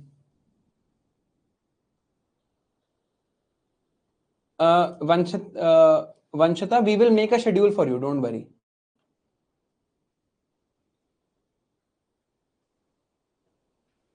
Snehal, reducing unemployment benefits is removing your intervention. Your intervention was, government's intervention in the market was to give benefits to people who are unemployed. If I now remove my unemployment benefits, it is reducing the effects of intervention. Thank you, Nena. Chitranshi, for schemes, if you read the flagship schemes of the government, it should be sufficient. Sorry, it's Sanskar. Sorry यार, वो जल्दी में पढ़ा नहीं गया. Who taught you all this excellence in economics? My diploma at Oxford University. आज के notes अभी कर रहा हूँ निहारिका.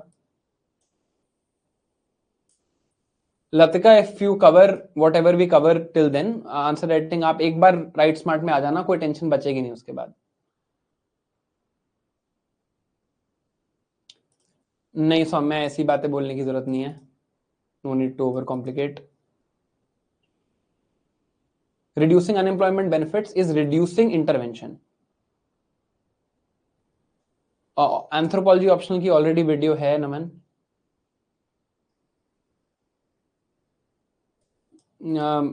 जानवी, मैंने कभी उनसे पढ़ा नहीं है तो मैं कमेंट नहीं कर सकता. कल मेरे से रह गए थे संकेत, मैं भी जाके कर रहा हूँ अपलोड. कजल, दिस विल हो जाएगा हैंडल, टेंशन मत लो.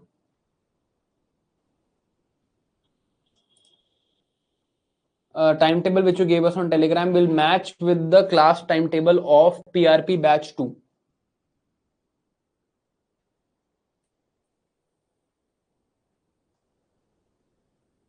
Janvi here, Weber is saying Pallavi ma'am does teach very well. So if you have that option, definitely go for Pallavi ma'am. I think she's very patient also, taught geography very well.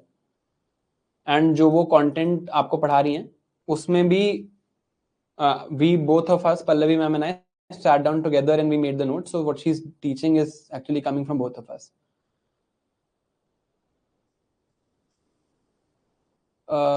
Jobs, growth rate of jobs greater than growth rate of labor force. नहीं नागराज, ये reason नहीं है, थोड़ा और सोचना. Measurement same है. Thank you संकेत. Any recommendation for anthropology? ये मेरी वीडियो देख लो. करणदीप सर टीचेस वेल वैसे. हाँ बिल्कुल, रूरल अनएम्प्लॉयमेंट और अर्बन अनएम्प्लॉयमेंट बिल्कुल हो सकती है.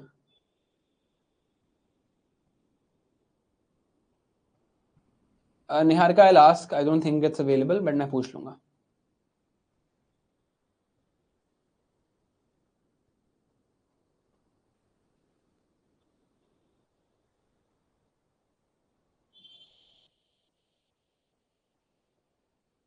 अगर आप पीआरपी में हो तो आपको कोई टेंशन लेने की जरूरत नहीं है, ज्योग्राफी हो जाएगा.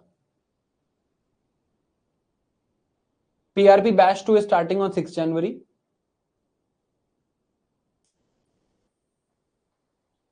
Digvijay, PRP will be fine. Aishwarya, I just told you this aggregate demand versus aggregate supply we'll understand in inflation when we understand demand side and supply side policies. नहीं अनुकृति, I don't have any recommendations there, मुझे पता नहीं है. Thanks Shivam, thank you Praveen.